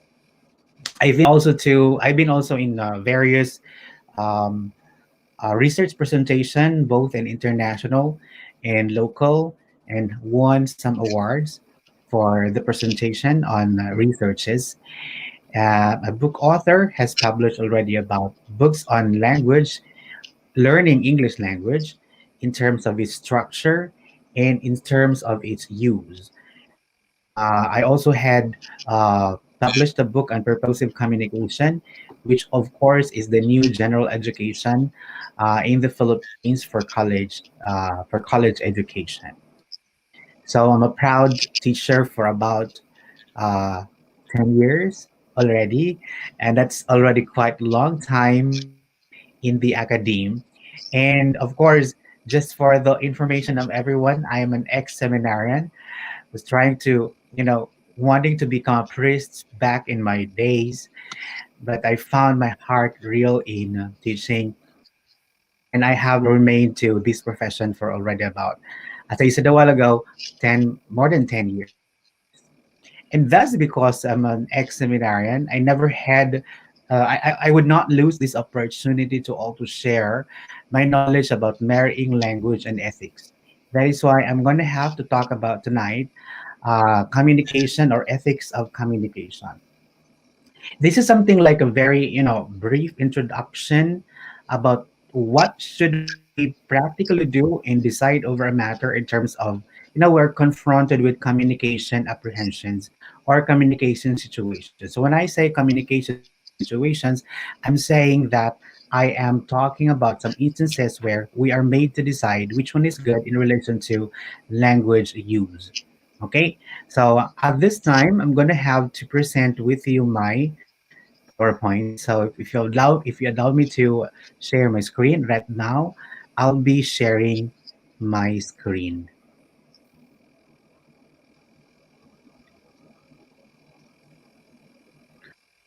Okay, Miss Ella, are you seeing some presentation here? Yes, yes, yes. We can see it, Okay, Master. thank you very much. So as I was saying a while, I will have to talk about this ethics of communication. So there are two words that we need to practically give ourselves attention to. The first one is ethics, and the second one is of course communication. Now, in communication or in ethics or in ethics and communication, we'd be learning so much about in terms of managing communication with other people. As we heard from the first speaker with Dr. Mamonong, he was talking about intercultural communication, and of course, our second speaker also a while ago had talked about reading as a source of communication or a communication itself. I'd like to begin by telling everyone that ethics in communication is also one big part in our own daily conversation, and means this very much a varied people that we're trying to communicate, and this is what we're talking about. How do we conduct ourselves in matters of communicating with these different people of different cultural backgrounds? So as we notice that we face people around every day and every time, every moment that we go out from our house or from our home, or if we happen to meet someone along the way, we're trying to communicate and engage with them in some other ways, some other ways which you think it is very much possible. Now, the point here is, how do we try to initiate, or how do we try to see whether or not we are that performing good ethics in our communication? Okay. As I said, there are two big words we need to tackle this day or at this very hour. For about just 20 to 35 minutes, I believe I was given that certain period of time. So I'd like to squeeze everything that I have to share with you for that certain time. So ethics and communication. So if I may have to proceed with you, there has been a lot of things that we can know, or we have learned already of what communication is, and it's actually the act or the process of communicating of what facts. So now there is always there is always this point in our life that we need to simply just give what's a fact about the situation, and how do we try to do the process of communicating this one. And this is entirely the realm of communication. And thus, if we are trying to get into the process of communicating some facts to other people, this is in a way imparting, sorry, or interchange the thoughts and the opinions or the information by speech, writing, or signs. The way we're trying to act or carry out the process of communicating to people, especially if we're going to consider people of different cultural background, this is of course trying to look into the thoughts, the opinions, and the information by speech or writing or even signs. So in this case, after we're trying to look into what communication is, and of course, by our audience here, we'd be able to, I could be collecting other information of what communication is, as we're also much familiar with the word. The point here is we're trying to marry communication with the word ethics, so we'd be able to produce a sure definition of what communication or ethics in communication. But prior to marrying the two, let's go first with what an ethics is all about, or what ethics is actually, or what does ethics means in this case. It's of course a system of moral principles. Now, if we're going to look into a very first definition of our ethics here, this is of course a system of moral principles. Now, if we say moral or if we say principles, there have already been a lot of things that we can say here when we say principles. And this is the fact that if we say this, There are all things that we have to follow in order that would be able to practically see how much of what our actions could be really mean to other people. Does our word hurt enough to other people? Does our word actually just facilitate something in understanding other people? That's one thing that we're trying to look into here. That's why it's what we call the system of moral principles. It's a system because we need to simply look into the possibility of how these could go through together from one point onto the other end, or from the point of the speaker to the point of the listener, or from the listener to the speaker. As we say, communication is a two-way process from both ends, from the speaker and listener, or listener to the speaker. Therefore, if this is simply a system of moral principle, we're now trying to deal with values. Right? We're now trying to deal with values. So most importantly, if we're saying ethics, this is what of course we're trying to place in our minds. So the communication, as we all know, should be all directed to what we call values, which of course this value is relating to human conduct, and with respect to the rightness and the wrongness of certain actions, and to the goodness and the badness of the motives of the ends and the ends of such actions. Now, if you notice from this very mere definition of what ethics is all about, we're now confronted with two things still with this one, with respect to the rightness and the wrongness. But this one is constant. Okay, when we talk about ethics, this one is constant, the rightness and the wrongness, or the very other words for that is actually the goodness and the badness. So this goes together. These are constant in what we call definition of ethics. It's the rightness and the wrongness, or the goodness and the badness. But what we are trying to be confronted here are actually things that we consider here: motives, and of course, actions. Okay, so the actions and the motives. Now, in relation to communication, we're now trying to see the possibility of saying, does our way of communicating facilitate smooth interactional relation with other people? And thus we're saying we're now into the system of moral principle. However, if we only just have to study about ethics in itself without relating that to communication, we're talking about like actions, we're talking about what we're doing. But exactly because we're talking about communication here, we're saying the fact that, or we're stating a fact that the communication here and ethics can probably marry together, as we say that communication ethics is the principle governing communication, the right and the wrong aspect of it in the moral or immoral dimensions relevant to interpersonal communication. This is what we call a communication ethics. Now, we have to remember that we're so much consistent with, we do not give away our knowledge of what communication is, and we do not take for granted our knowledge of what ethics is all about. We just have actually to marry them together, and we're able to have this particular definition of communication ethics is. Now, it is where we see that the interpersonal communication here, this is what we're trying to look into here. The interpersonal communication is actually the very most thing that is considered very important in communication ethics is. We can see communication ethics in the many interpersonal communications that we do every day. As we know, communication could be, classified to many, or classified to different ways of communicating, one of which is actually interpersonal communication, of which later on we'll now be moving to a very much specific of what are these interpersonal communication, where ethics lies, or where communication ethics lie. Okay, in some moments, we're trying to consider here another way of looking at the situation where communication ethics is actually made true. Now, this is about maintaining the correct balance between the speaking and the listening. Now, remember that when we speak about balance, okay, it's about how we weigh up things.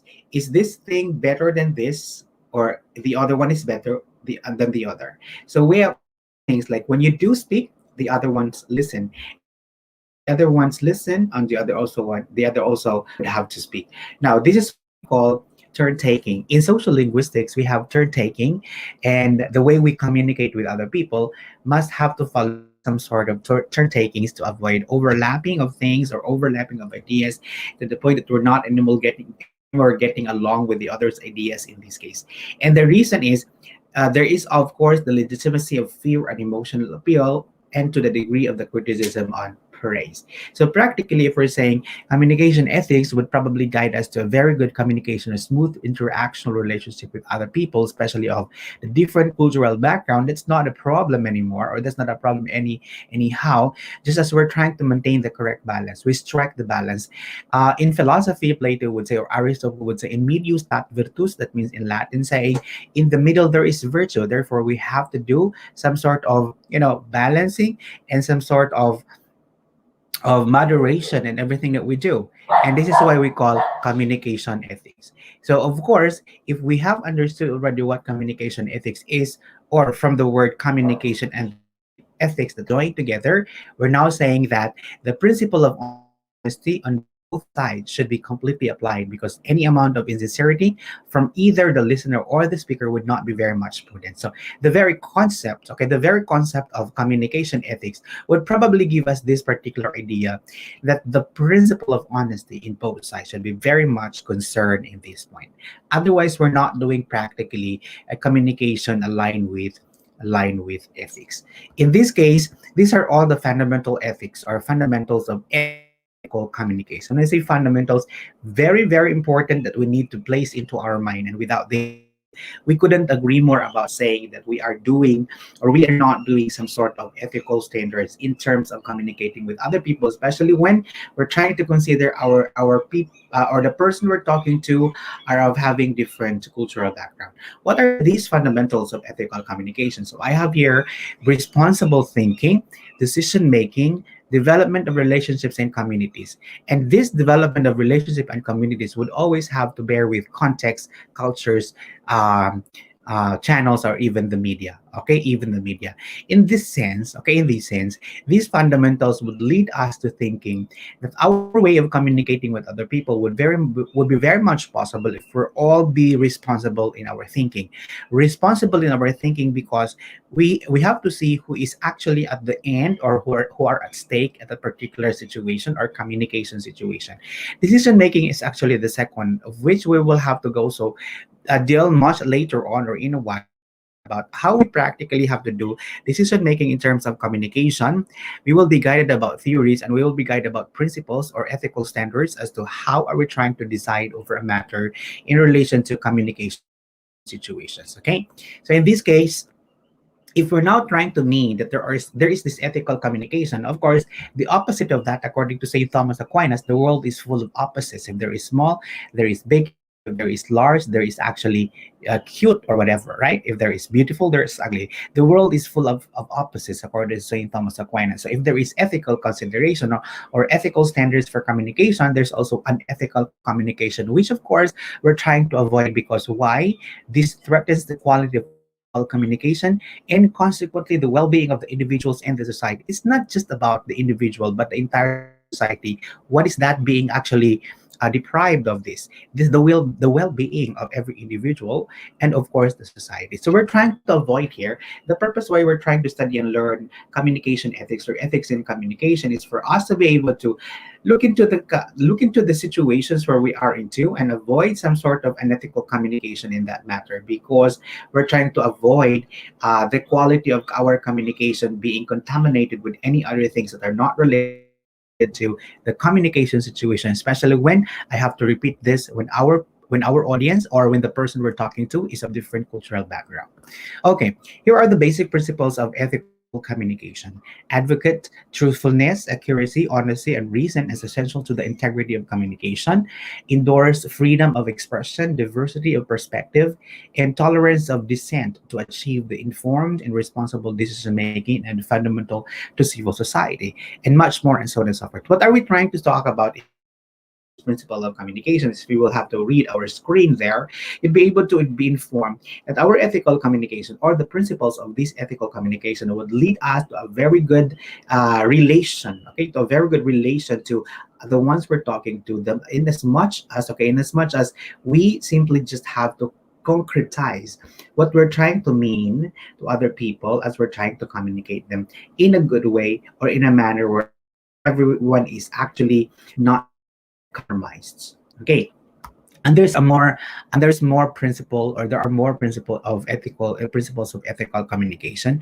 You may just have to, look into this matter as you're now seeing on the screen. The bottom line of the principles of communication here is we are simply just to align ourselves as to how we compose ourselves in matters of decision in communication situation. Okay, and this is another one on the principles of ethical communication. Now, as I was saying a while ago, the ethics of communication, or communication ethics, is actually being centered on the interpersonal communication. Okay, now when I say interpersonal communication, this is a type of communication where we actually have to consider where most of ethical standards in communications are hard to be found, especially when there are dyadic communication, there are public communication, and a small group communication. So this kind of communication situations that I'm trying to talk about a while ago, I have been repeating that for a lot more. We're saying that this communication is, in most cases, interpersonal communication ethics could really be found. Meaning, if the dyadic communication, public communication, and small group communication is facilitated, all members are part of this dyadic public and small group should be able to align themselves with the kind of the principles of interpersonal communication, so that these persons, or among the persons or members of these particular communication situations, might be able to understand each other. At the end of the day, there are no confusions, there are no fighting over, and there are no miscommunication even, or misunderstanding even, in that certain kind of communication situation. So dyadic, public, or even small communication, or small group communication, the principles of communications a while back when I was talking about that is very much important, so that everything goes fine, everything goes smooth. Especially, again, I have to repeat that over and over again, if the persons we're talking to are of different cultural background. There are four principles of interpersonal communication. A while back, we were talking about principles of ethical communication, but this is very much specific to interpersonal communication. Okay, there are just four principles on interpersonal communications, and these are what we call inescapable, irreversible, complicated, and even contextual. In what context are we trying to see these particular interpersonal communication ethics is a psychological, relational, situational, environmental, and of course cultural context. Now, if we're going to have to talk about principles on inescapable, or the inescapability of those interpersonal communication ethics, we're saying that we could not but relate ourselves with other people. You cannot undo, or you cannot not communicate with other people every day, because that's how we humans have to live. We communicate, so we live. Irreversible, because sometimes when we talk, okay, when we talk orally, whatever we say are the ones that are received and registered by the person whom we are talking to. Meaning, the moment we say words, the moment we actually tell some other words to these persons we're talking to, that means they would be able to register that in their mind. So it's irreversible. Unlike writing before submitting, you can of course reverse or take away everything what you said. But if you say something orally, and especially if it is actually talking about how you deal with other people, that's very much irreversible. This is one of the principles of interpersonal communication ethics. Another one is complicated, because some other words, especially if you are talking to other persons of different cultural background, you're trying to say that some other words could not be applied to these persons when you're talking about, because they have different way of understanding it, and they might be getting offended of what you're trying to say. That's why it is actually complicated.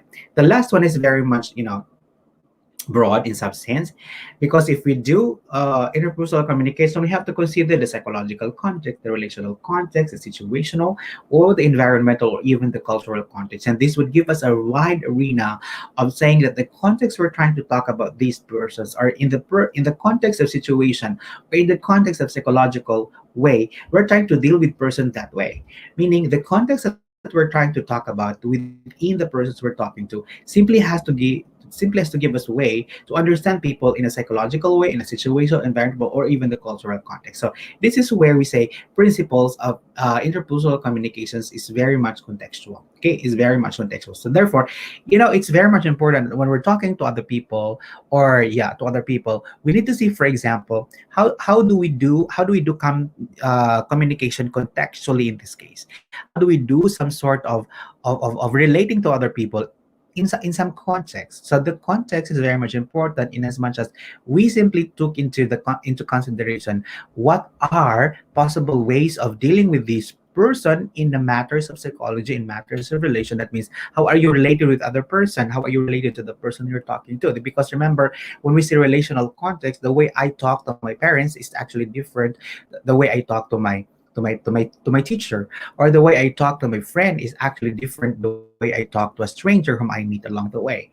That is what we call that's what we call relations, and so on and so forth. I think you're getting my point in here when I say interpersonal communication ethics is actually contextual. Now, there are functions of interpersonal communication. I'm going to have to move fast. I might be running out of time. So these are functions of interpersonal communication. So we have gaining information, building context of understanding, establishing identity, interpersonal needs in terms of inclusion, control, and affection.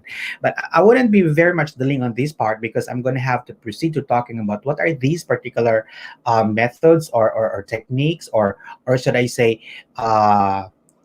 theories that we need to follow in order to have a very good decision making and after all.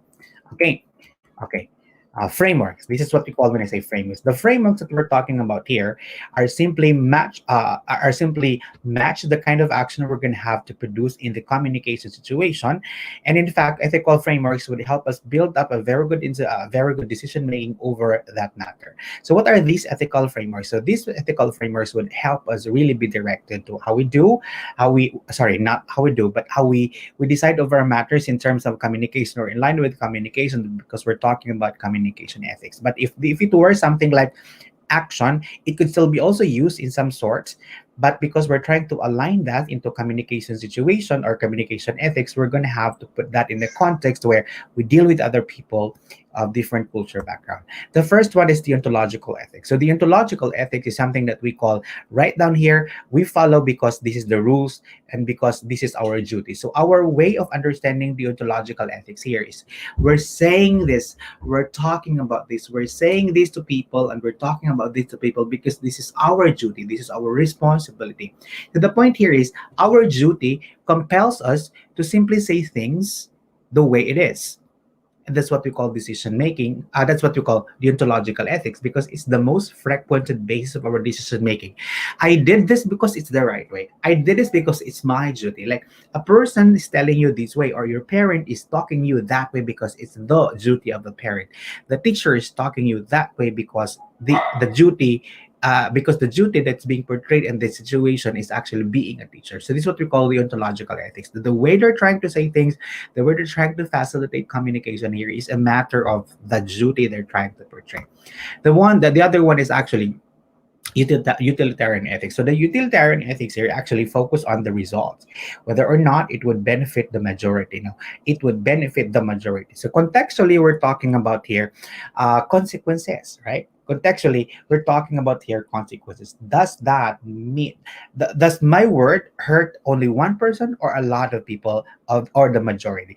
Does my way of talking is offending to a lot of people or to just one person? So we're talking about their utilitarian. So the way before we say something, before we talk, we need to simply just go over with our way of talking, just as we do not hurt anybody in a general.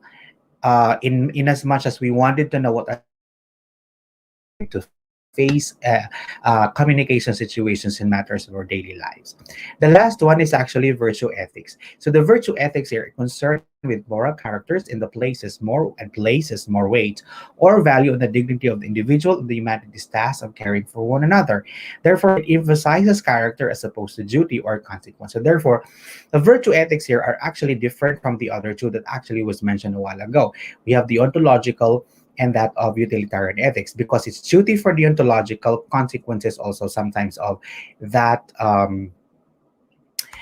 utilitarian ethics, right? Utilitarian. This one is utilitarian ethics, and this one is that of deontological ethics. So none of these are all related to virtue ethics, of course, because it's our third framework.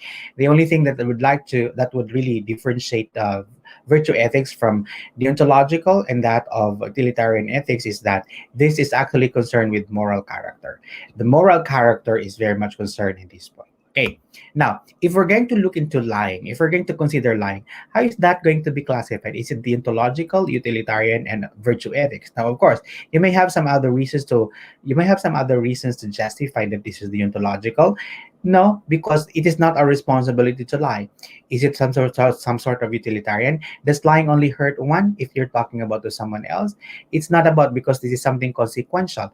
Is it virtue? Yes, we're talking about virtue ethics. Is because we're trying to say the moral character or the moral character of that we're trying to build up among other people we're talking to. So remember, there are a lot of things like in we're communicating, we're trying to lie or cover up something that is something like unethical communication or miscommunication. Later on, we'll be talking also about what are these unethical communication in the workplaces so that you'd be able to go away or prevent from doing such because these are actually horrible in time horrible when we're doing already our work or in our workplaces. Okay, here's the thing that I'm talking about: unethical communication in the workplace. Now, you remember these are the types of unethical communication. We say coercive, destructive, deceptive, intrusive, secretive, the manipulative, and exploitative. Now, here are some of the examples of which type are these particular communication situations, like intimidation and threatening others. When you threat other people in your workplace, and that's coercive, that is one thing of unethical communication, right? Unethical communication in the workplace. So if you're gonna have to do backstabbing or inappropriate jokes. We can joke around, but that should be something that is being called for. When I say something that's being called for, that's in the right in the right time, in the right manner, and so that's not going to be destructive. But if it is actually something backstabbing or inappropriate jokes, that is already destructive, and it's an ethical communication in the workplace. Euphemism and lying, and is what we call deceptive. Eavesdropping, if you wanted to just uh, hear about what the other talking about someone else, or tapping telephones and monitoring internet use, that's what we call intrusive, and that's unethical communication in the workplace. Hoarding information and cover up. So like when you cover up your friend because he's late, or she is late in the duty, and you wanted to cover up because you are his friend or her friend, and that's what we call secretive, and that's an ethical communication. You could be somebody that would not. It could be somebody that as the cause of misunderstanding among other people or among other members in the community. Manipulative exploitatives are the acts or the attempts to gain compliance or control over through exploitation. Okay, so these are all the types of unethical communication in the workplace. I'd like you to be more conscious. Sorry, I'd like you to be more conscious about this part, because this is we're trying to when we're confronted with these situations, because of course these are very simple situations that we're actually trying to be confronted every day.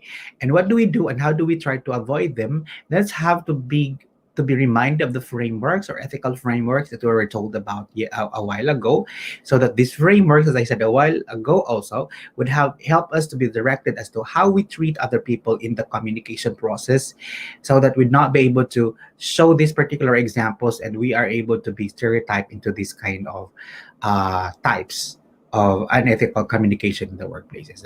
All the rest are all just something for you to just go through on the freedom of expression, the mass communication, where ethic could be really be there in truth, censorship laws, privacy, appropriateness, sensitivity to others or other culture, respect, dignity, privacy, and well-being of a person.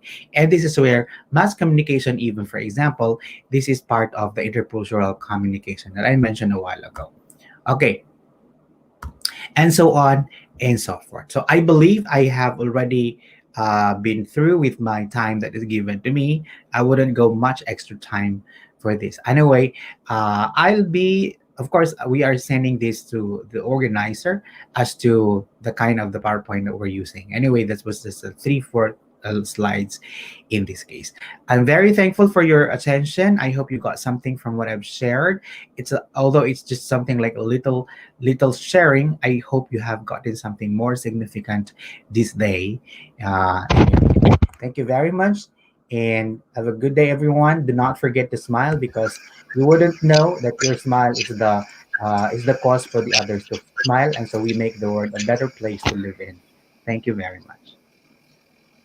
All right. Thank you so much, Dr. Danilo, for such an interesting and very informative presentation about ethics and communication. Indeed, learning the ethics in communication will lead to good relations. All right. Thank you so much, sir. Thank you very much. My pleasure. All right. Okay, to our three brilliant speakers, thank you for sharing your knowledge and expertise to us. I bet everyone has learned many things from you. So please stand by because we will be going to have a quiz competition first, and after that, we will be having the Q&A portion. Okay, so to our lovely listeners,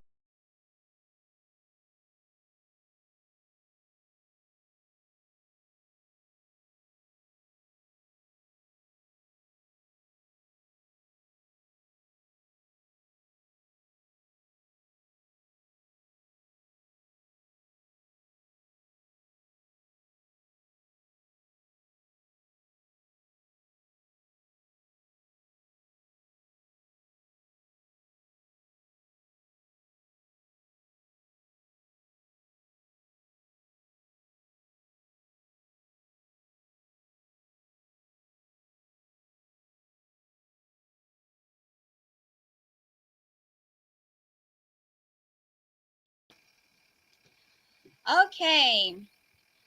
So we have already 149 participants for our quiz competition. So for everyone, for those who want to join our quiz competition, just go to slido.com and then our code is IGP. Wait, let me. Yes, our code is IGP quiz. Okay, just enter that code and you'll be able to join or you'll be able to access the quiz competition. All right, so we already have 152 participants. Again, let me repeat for those people, for those audience, but I hope everyone will join. For those people who are here now, please join our quiz competition. Just go to www.slido.com. Just enter our code. It is IGP quiz, and you can also see it in the comment box below. You can also access the link in the comment box below. All right, so we already have 160 participants. Okay, let us wait. All right, 169. Again, for those who haven't joined yet, you just go to slido.com, then just enter the code IGP quiz. You can also see that in our comment box uh, on Facebook, or maybe you're using YouTube right now. Okay, so we will be going to start our quiz after we have enough participants. Okay, so while waiting for the quiz. Oh, okay, it's you already. So the first question is, what is communication? What is communication? Is it presenting to the class, yelling across the classroom, transferring thoughts from one to others and receiving, or texting your friend? All right. Okay, 98% answered transferring thoughts from one to others and receiving. And that is the correct answer.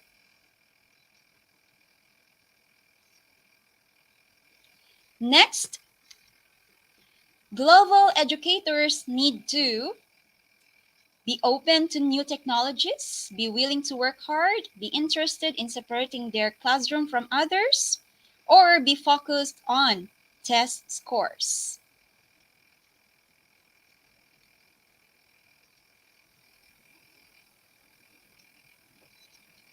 All right, so let us take a look. The correct answer. Okay, yes, very good, everyone. The answer is be open to new technologies. Next question. The transactional model of communication has feedback as a key feature, replicates radio communication, states that a personal interaction is independent of time, or states that a personal interaction is independent of place.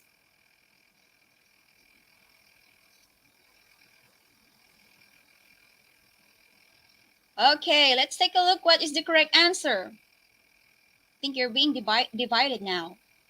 All right, the answer is has feedback as a key feature. Very good for 36% people or audience. Okay, the fourth question is global communication is not beneficial to students in times of disaster, like war or hurricanes. Is it true or false?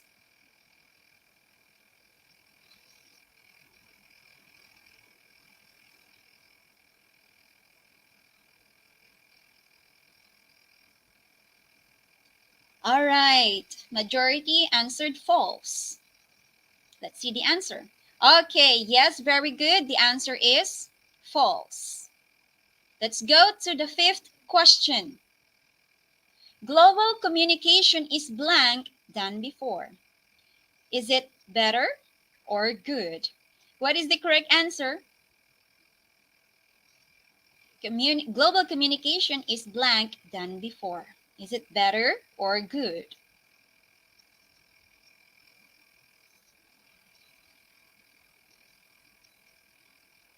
All right. And of course, the answer is better. Yes, this is comparative adjective. Next, the sixth question. Nonverbal communication includes body language, eye contact and gestures, spoken words, signs and symbols, or writing.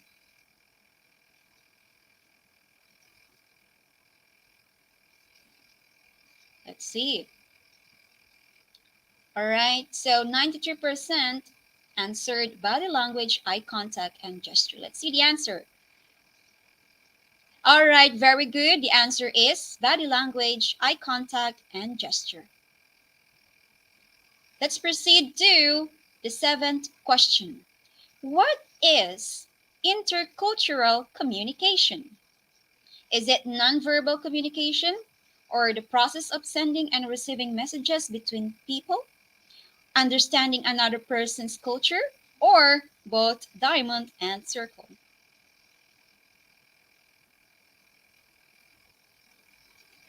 Let's see what's the answer. All right.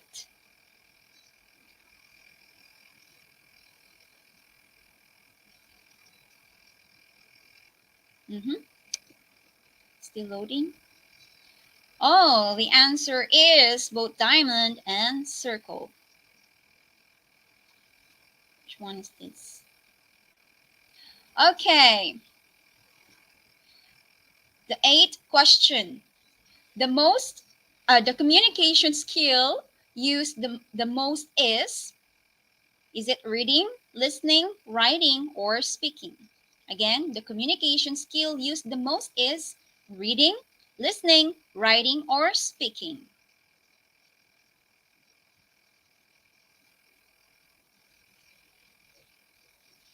All right. Okay, the answer is listening.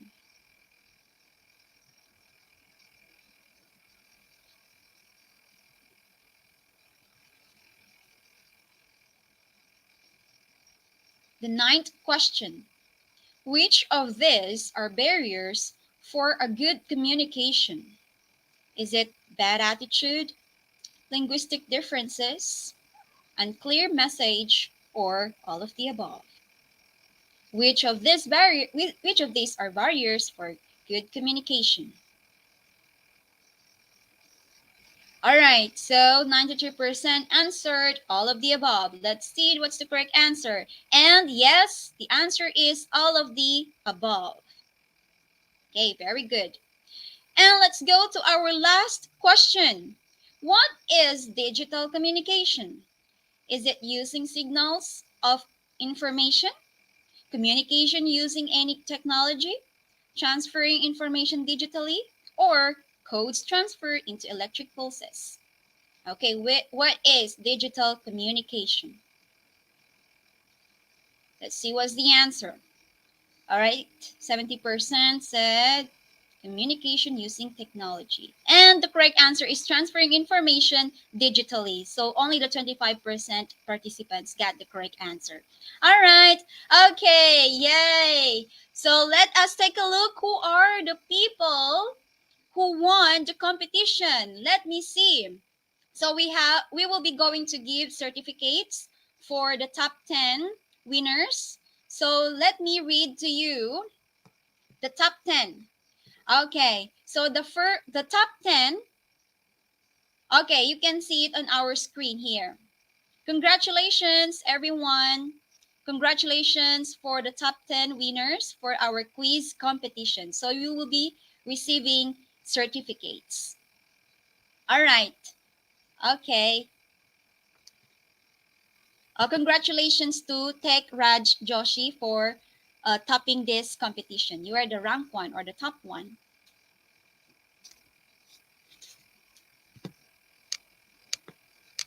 Okay.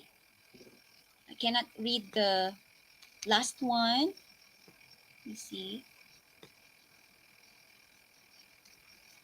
All right. So the top one is Reg Tech Raj Roshi. I cannot really see it now. Sorry, guys. You can see it on the screen. All right. So the top two is Paul C. Cypress. The top three is Nur Hamida M. Emo. The top four is Elias A. Austria. The top five is Gail Ann Lacambra. The top six is Victoria Y. Rojas. Top seven is Kathleen Wendy O. Sabud. The top eight is Joel A. Bernasor. The top nine is Mary Joy M. Monsalud. And the top 10 is Ashok Kumar Adikarik. All right, congratulations for our top 10 winners. So now, we will be going to proceed.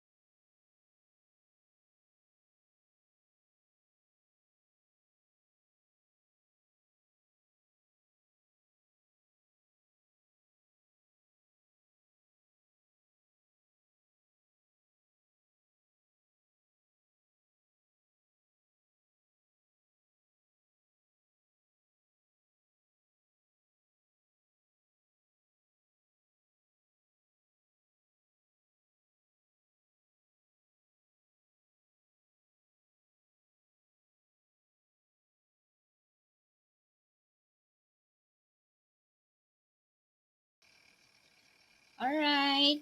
So may I request Dr. Virgin? Okay, he's here already. So now we are in our question and answer portion. So we'll be having some questions from our listeners or from our audience. So are you ready? Yes, All we are. right. Yeah. Okay. All right. So I'll be reading questions from our lovely audience. So we have here from Homer Liagas. From Mr. Homer Liagas. Good evening, Dr. Lemana. What are the hindrances for effectively comprehend learners in reading text? What are the hindrances for effectively comprehend learners in reading text? So this question is to Dr. Lemana. Oh, hello. Yeah. Good evening. So, the question, what are the hindrances for effectively comprehending? Yeah, I'm sorry. If for I could learners, I understand the guess. question very well, Yeah, me one too. asking, the point is what are the hindrances of a learner in reading and comprehending a text Yeah, in reading comprehension, I guess that's successfully? what he means. Okay. Okay.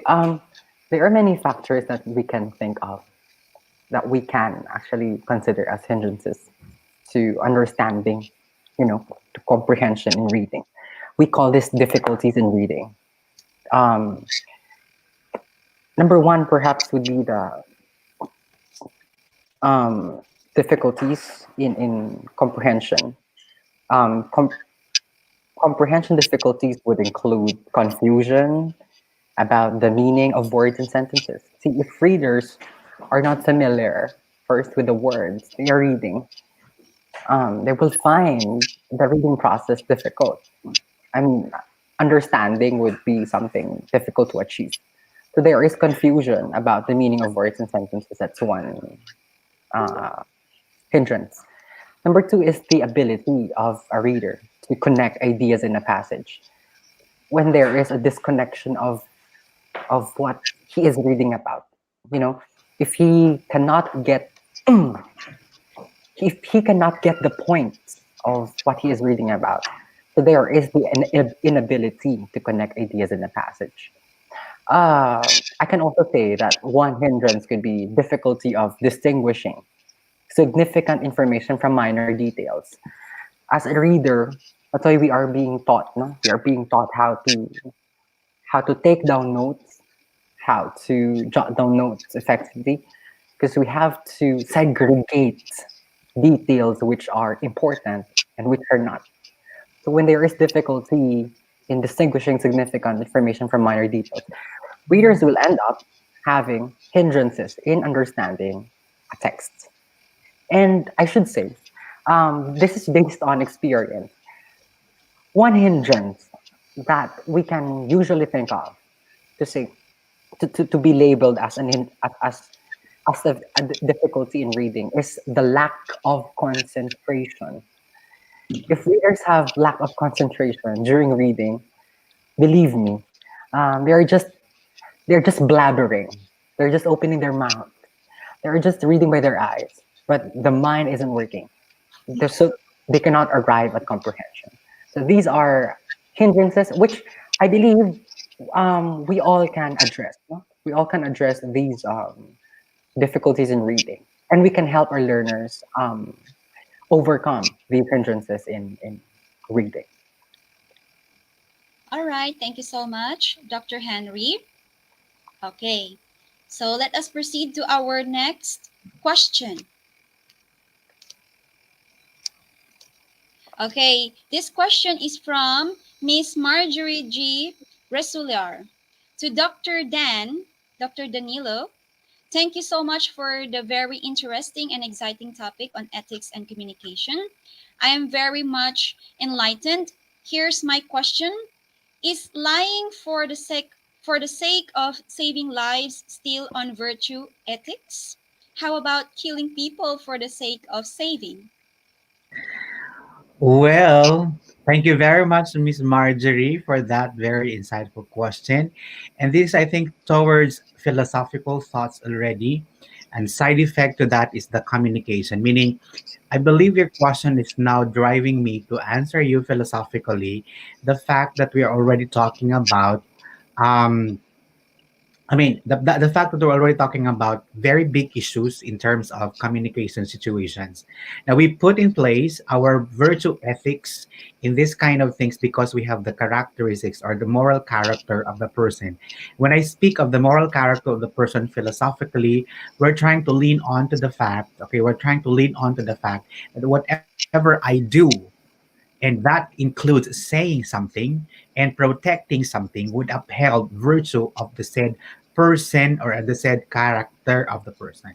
Now if you in the case is going to lie to save lie to save lives, then that is what we call less of a that is what we call still under virtue ethics. However, this ethics is classified into something that is more deontological. Okay, that is more deontological. Very, very, very, very, very common that we lie because we wanted to save lives. This is something that we are trying to uh, at the end of the day, we're saving after all. Okay, we're saving after all. This is when I say the philosophy of mind telling us that whenever we say something, it's not because we wanted to hurt someone, but because we wanted to save something else out from the very messy situation. Therefore, Marjorie, when you ask me if this still lying in for the sake of saving lives still on virtue ethics, it is considered to be on the virtue ethics, but more specifically in the realm of the ontological in this case, because uh, we're talking about already about how philosophically these are founded. Side effects are the communications we're giving in. Okay, side effects are the communication giving in. What about killing people for the sake of saving? This is, of course, in line with virtue ethics already. Virtue ethics also, I'm telling you, this is virtue ethics. Because if we're going to study philosophy very much deep, okay, if we're going to study philosophy very much deep, you're trying to rationalize as to what is the end thing of everything.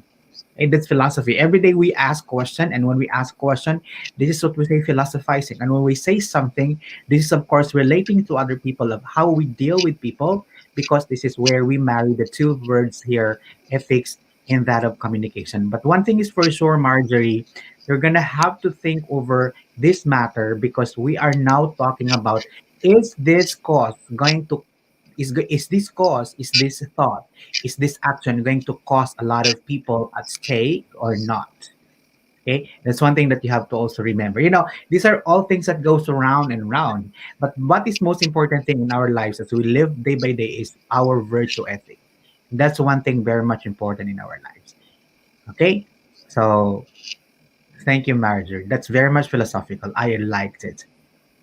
Okay, thank you so much, Dr. Danilo.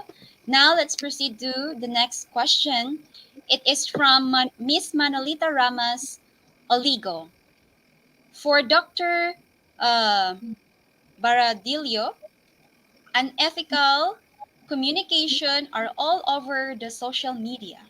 Facebook, YouTube, Twitter, WhatsApp, share, share chat, and Google may not do much to curb the menace of fake news and misinformation. Why is it that code of ethics is unlikely to stop fake news? Why should we hold ourselves and the social media responsible for fake news? Okay. Well, very, very deep question, Mr. or Miss Manoleta Ramas Oligo. I like the way you frame your question. You're giving a situation leading to the very, you know, comprehensive question, should I say. Now, the first one that you're trying to point out here is why is it that code of ethics is unlikely to stop the fake news? Remember, we have our freedom. This is the misconception of freedom.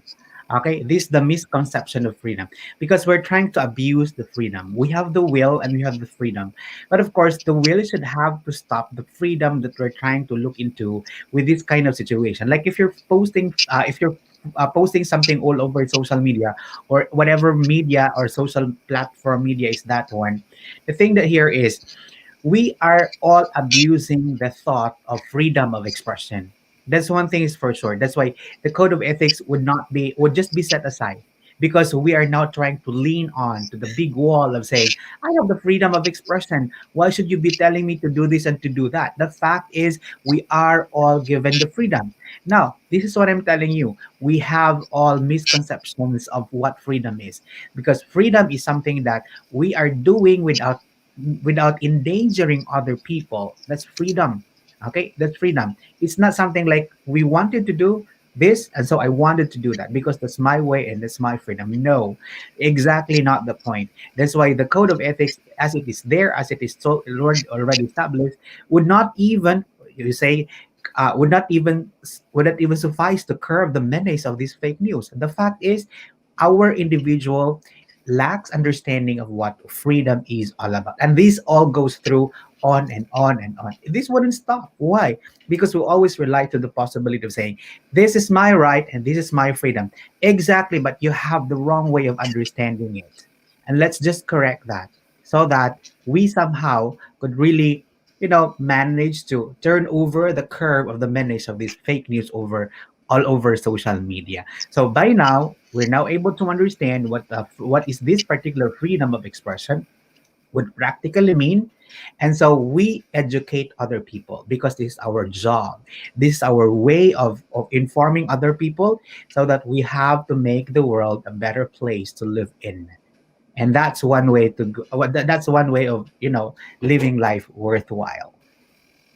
Thank you very Wow. much, Manolita, for the question. Thank you so much, Sir Dan. Now let's go to Miss Rachel's Molanida Cardenas question.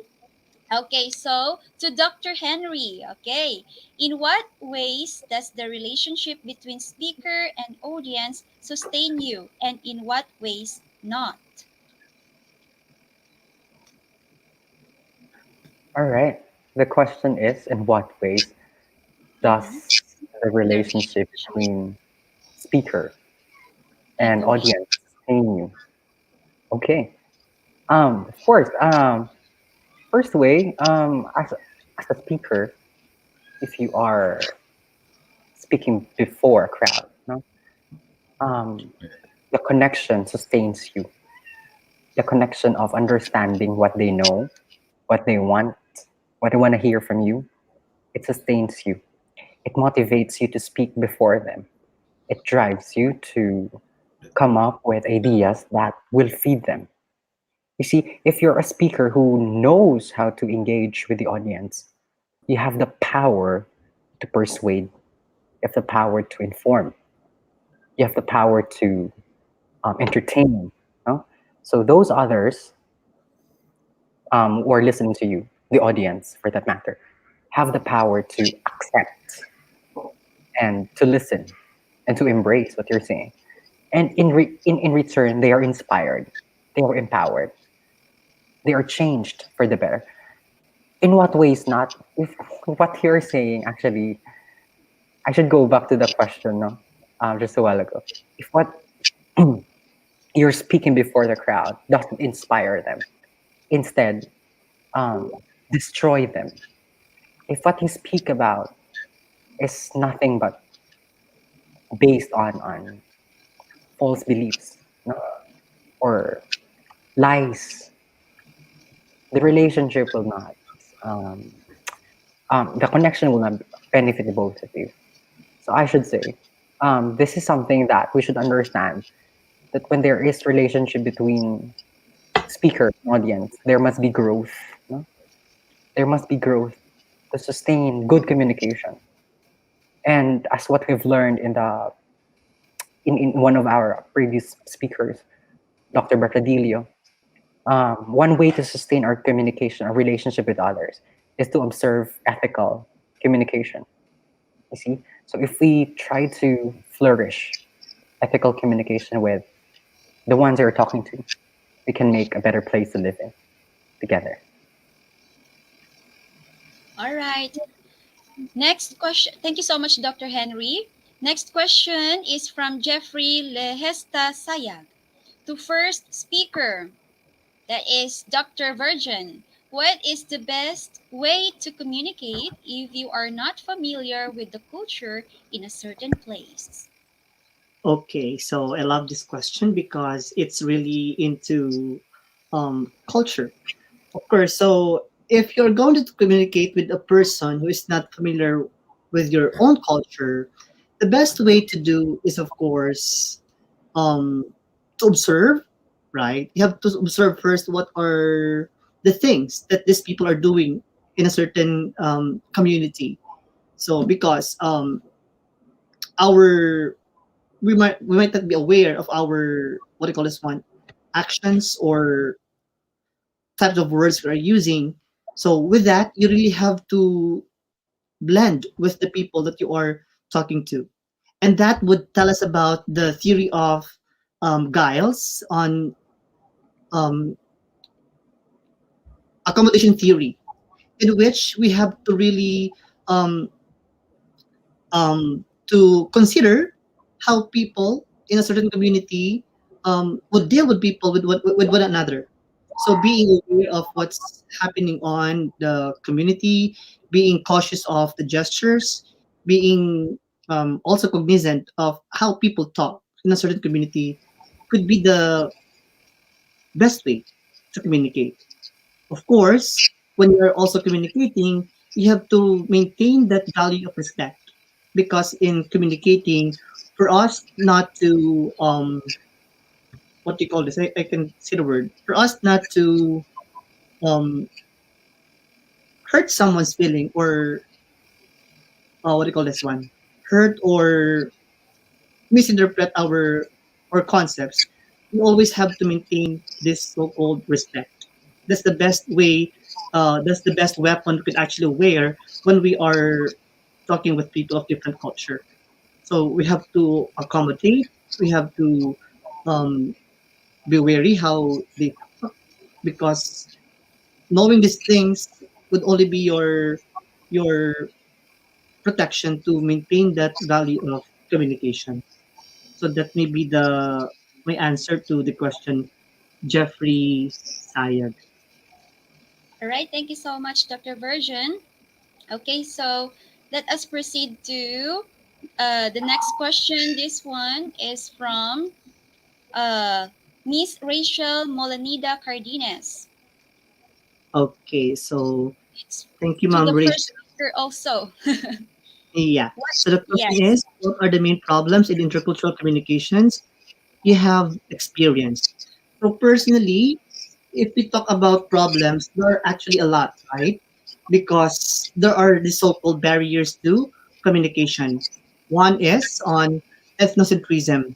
There are people who would consider their culture to be superior over the other, and that would actually create a problem when we are considering our very own culture to be superior.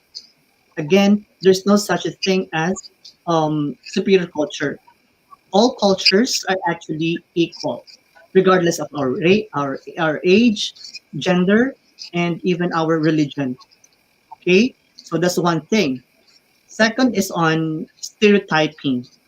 So stereotyping is actually a barrier to communication because, just like for example, if we say women, they would some people would have this concept that women are inferior.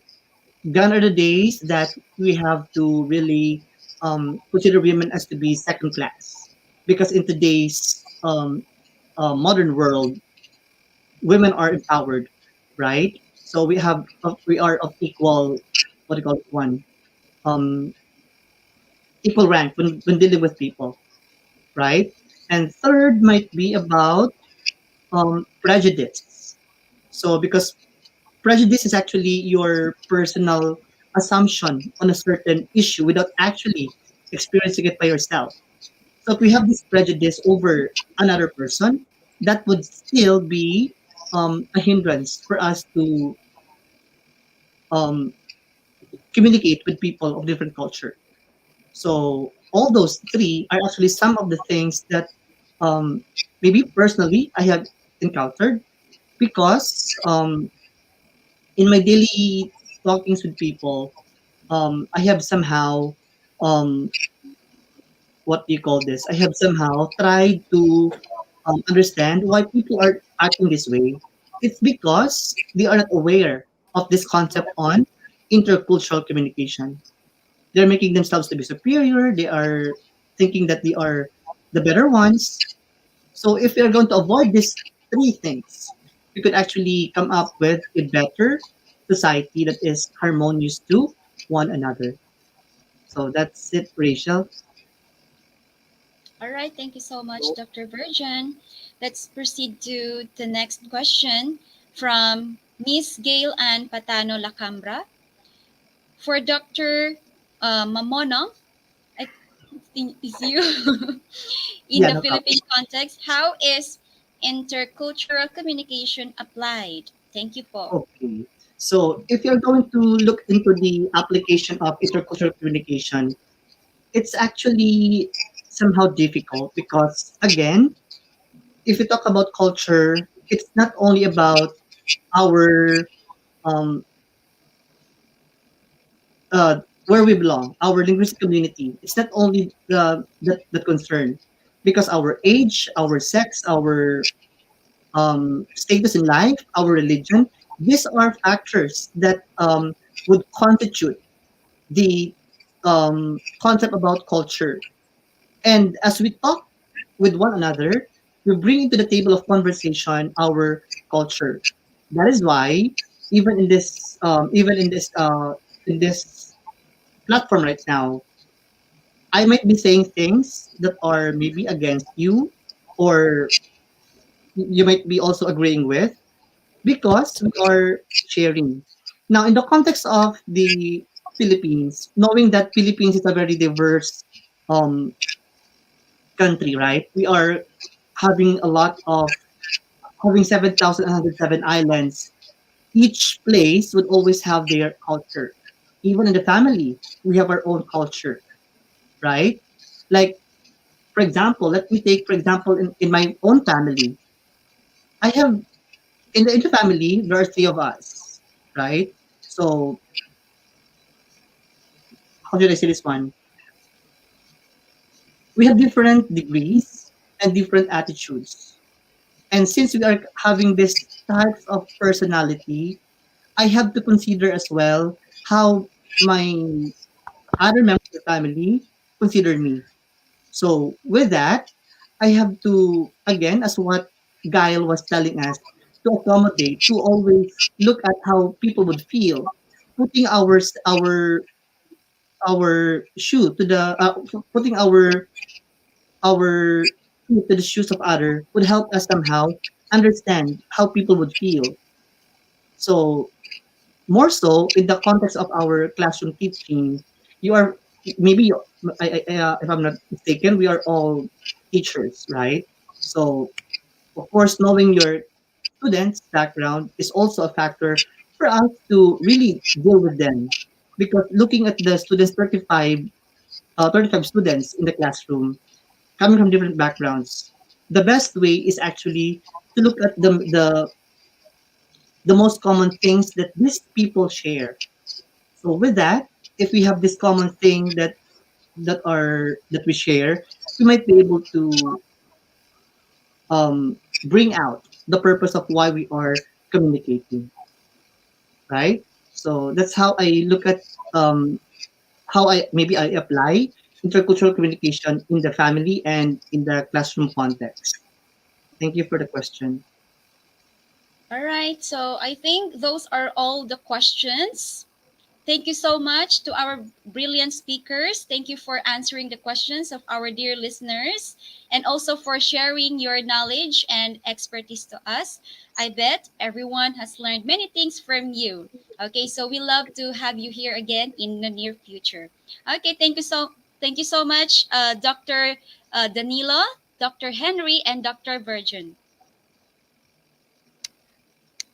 All All right. pleasure is Thank you. mine. Thank you very much. The Okay. pleasure is ours. Thank you so much, sirs. Okay, so now let us go to the announcements. Hey, so we have announcements from September. We will arrange free international webinars on weekend. That will be on Sunday. It's morning session.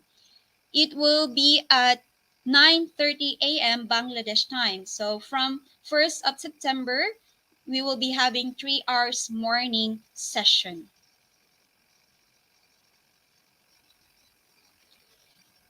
Another announcement from October, we will arrange FDP and STTP program for your organization.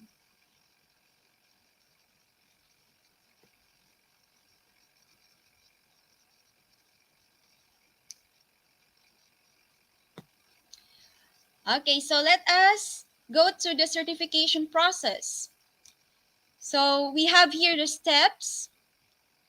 Certificate code must from July 12, 2021, which will be available on video sessions, certification part. Without certificate, without certificate code, no one is eligible for certificates. Video will be available always on our Facebook page, website, or YouTube channel. Who wants to learn? Anyone can join us on live sessions or later or recorded sessions. We don't have any restrictions for learning. Our only focus is to learn anything you want, but learning is must. The beautiful thing about learning is nobody can take it away from you, according to B.B. King. For the first time, IGP will launch a virtual award ceremony program, as we are different from any other organization. So in this case, it's also the same.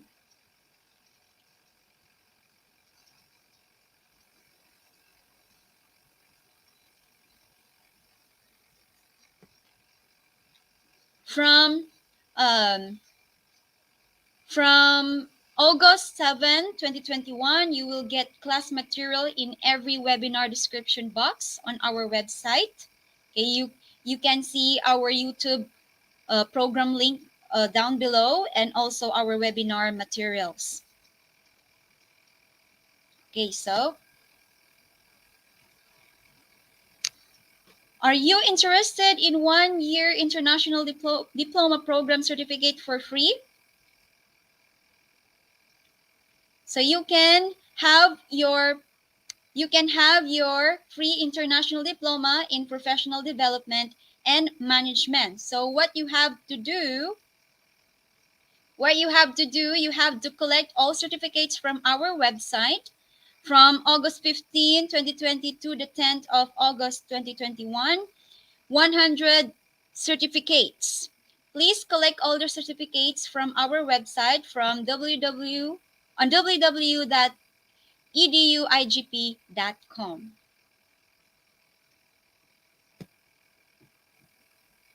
All right, happy announcement. Are you interested again in 1-year international diploma program certificate for free, 1-year international diploma on professional development and management? So this one is free for those interested. You can just apply or ask one of our staff. And then on the occasion of IGP anniversary, all of you can take this opportunity. You don't need to do extra or anything. Just follow a simple instruction. So what are you going to do? What you have to do? Again, you can collect all the certificates from our website from 15th of August 2020 to 10th August 2021. Submit all the certificates into given link with your full name, profession, designation, and country. So the last date of submission will be on August 20, 2021.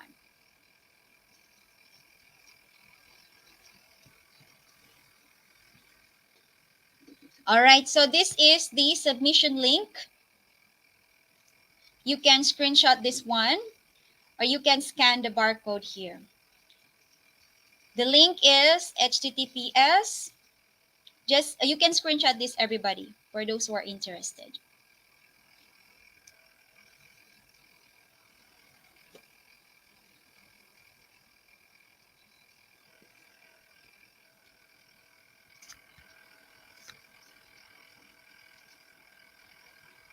Okay, now it's the certification process step by step. So the step 1, so you have to look for today's program name. So today's program name is Global Communication for Educators, and look for the date. Today is August 10. Step 2, so you are going to look for the certification link. This one. The certification link is now available in comment box and pinned comment. Certification link will be available always in this program post. So you can visit our Facebook page, the Facebook group, or the YouTube, on the YouTube description.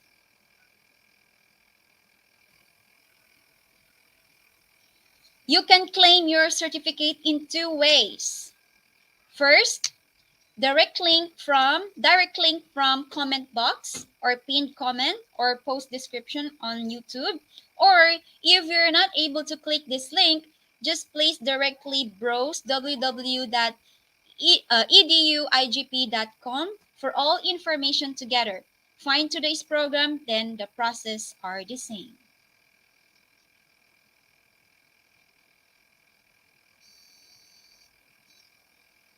Step 3. Again, browse www.eduigp.com or the given link below. You will be redirected to this page, to our website. Okay, you can see this one. For the YouTube link, you can also see there, and you can see this on your screen.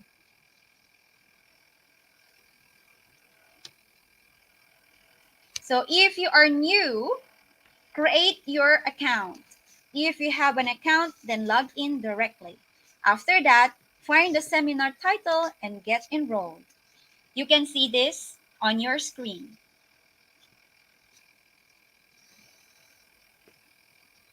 Step 4, it's for the certificate code. Okay, so the certificate code is required. So for today's program name, which is Global Communication for Educators, our code is IGP 1111. Without code, no one is eligible for certificates. So for everyone, you can screenshot this so you won't forget.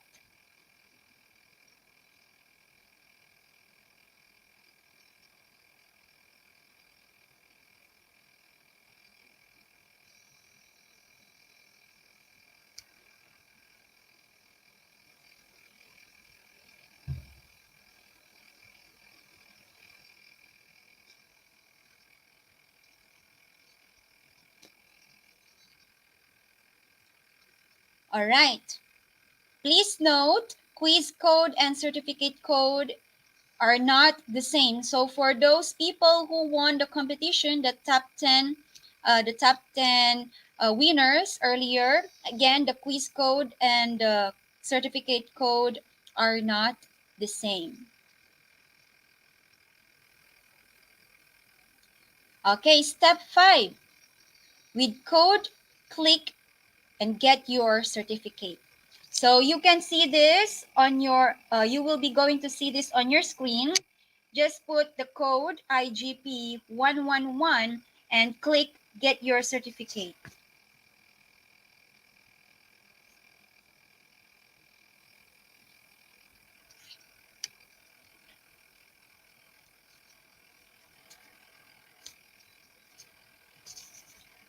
Our free international webinar certificate is auto downloadable in PDF file. So check your device file manager. Sometimes it looks uncompleted, which is for your mobile screen size. In PDF file, everything is okay. If nothing found in your file manager, please check your browser setting or update your browser or try with another browser or try it from a laptop or desktop.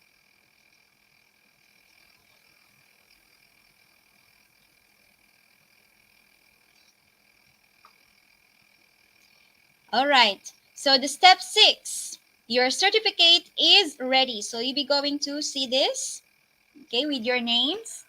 And you can see there the verified certificate. All right.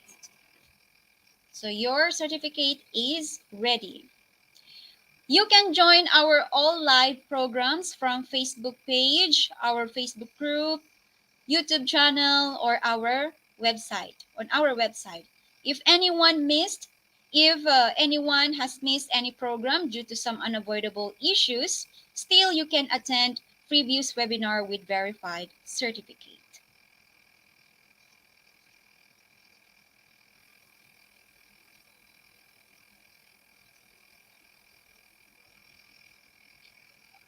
All right, so dear participants, if any problem raised to claim your certificate or any other issues, please don't hesitate to contact us.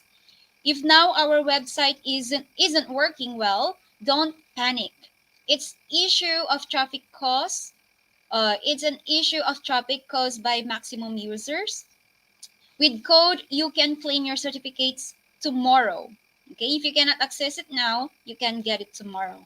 Our core team members are always ready in comment section to support you to find solutions. You can have our support from Janet, Miss Janet Escablao, and Mr. Kelvin Linatok.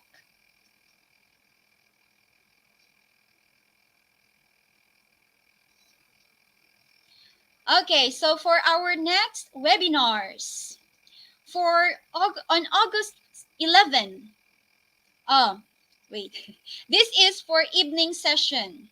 This is for evening session, everyone. On August 11, 2021, we will be having a webinar about developing resilience. We have speakers from United States, from Nigeria, and from India. Make sure your availability for your betterment by learning. So this one is in evening session. Another evening session, it will be on August 12. The title of our webinar is Creativity in Teaching. Our speakers are from Philippines and from Uzbekistan.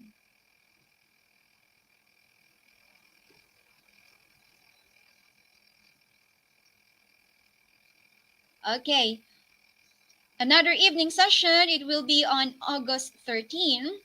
The title of our webinar is Leading Change Through Uncertainty. Our speakers are from the different countries, three different countries.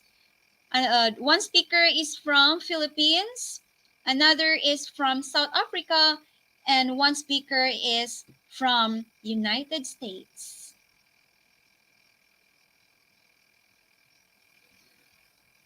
On August 14, we will be having social emotional learning. We'll be having speakers all the way from United States. Our title of the webinar is Social Emotional Learning.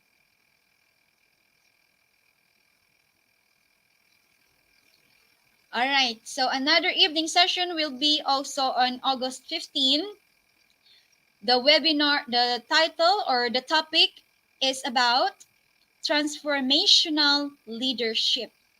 Our speakers are from United States, United Kingdom, and from South Africa.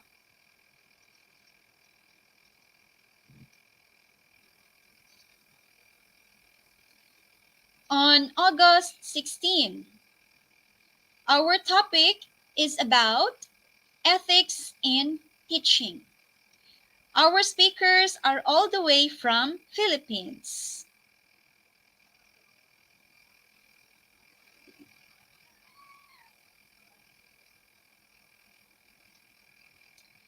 On August 17, our webinar is about leading for success. Our speakers are all the way from three different countries, from South Africa, from United Kingdom, and from Ecuador.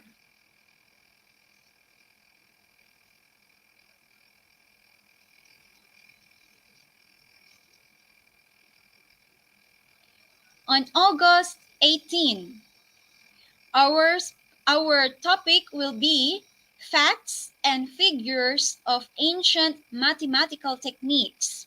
Our speakers are from Oman and India.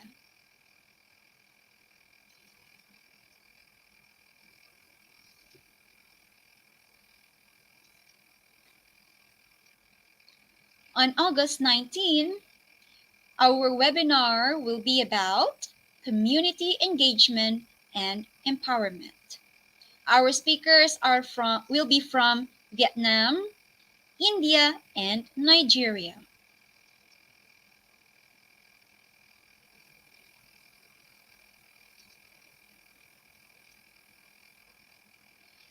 On August 20, 2021, Our webinar will be about concepts and components of quantitative research. So our speakers will be from Philippines.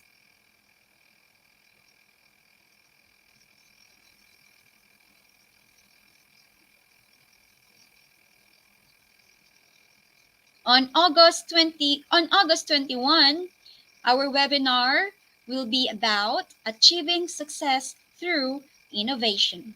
Our speakers are all the way from UAE, South Africa, and Croatia.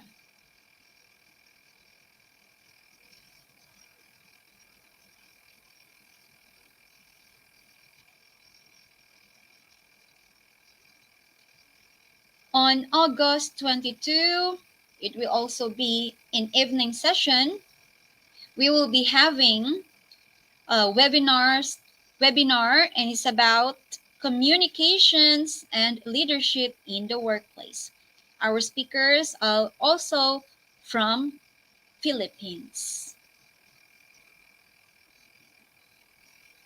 On August 23rd, our topic will be leadership in education. Our speakers will be from South Africa, Switzerland, and Croatia.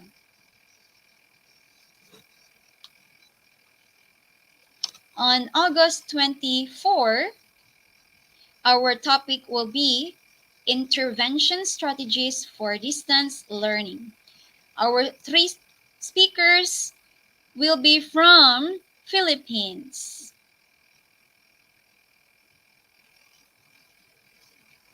On August 25th, our topic will be about social emotional teaching and learning management. Our speakers are from Greece, from India, and from Georgia.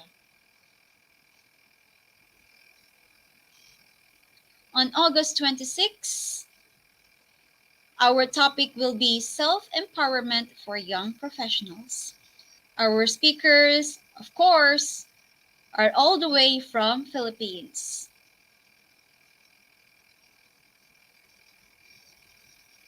On August 27th, our topic will be thriving for success. We have four speakers from different countries. We have from South Africa, from India, from Nigeria, and from Singapore. On August 28th, our topic will be significant and dynamic trends in education. Our speakers are from Thailand, my second home. On August 29, our topic will be Principles of Leading Change. We have speakers from South Africa, from United Kingdom, from three speakers from South Africa and one speaker from United Kingdom. Sorry about that.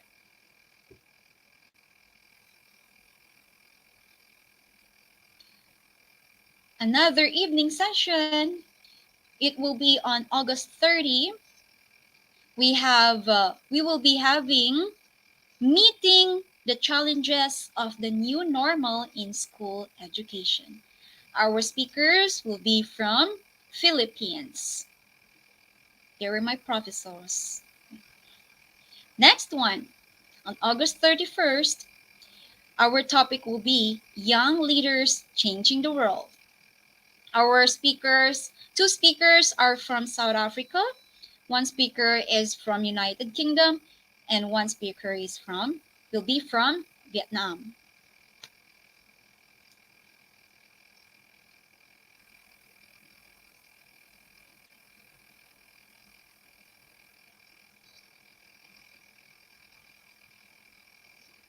All right.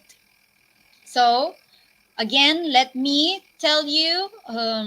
remind you about the code for your certificates. Again, you will not be able to access your certificate if you do not have your code.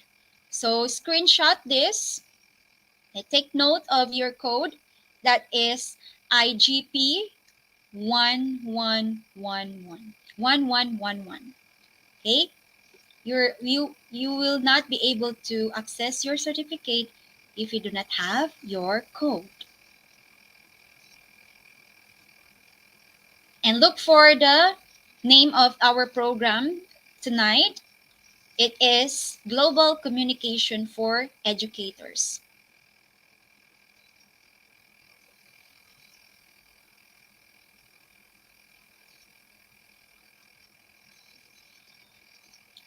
All right.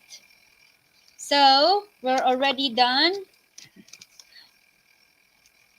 Thank you so much, everyone, for watching, for attending our event for tonight. And again, let me remind you, our uh, knowledge seeker, dear knowledge seekers, again, please leave a review, recommend, please review or give a, try to recommend our page if you learn something or if we help you a little bit. And please do not forget to collect your e-certificate. And please uh, check in with our IGP. Please spread the information with your friends. Okay? So we hope to see you next time, everyone. Okay? I hope that we will see each other to our next webinars.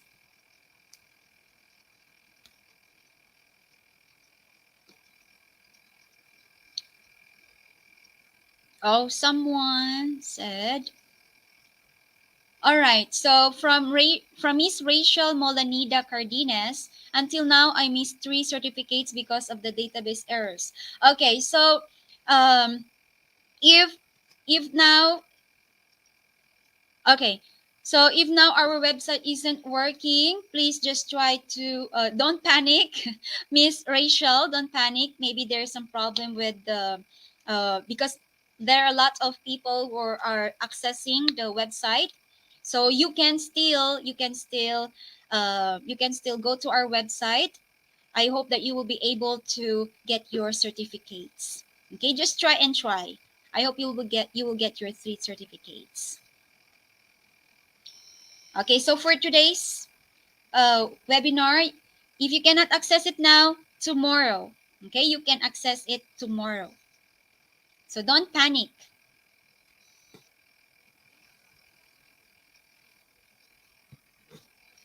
All right, so that's it, everyone. Thank you for attending.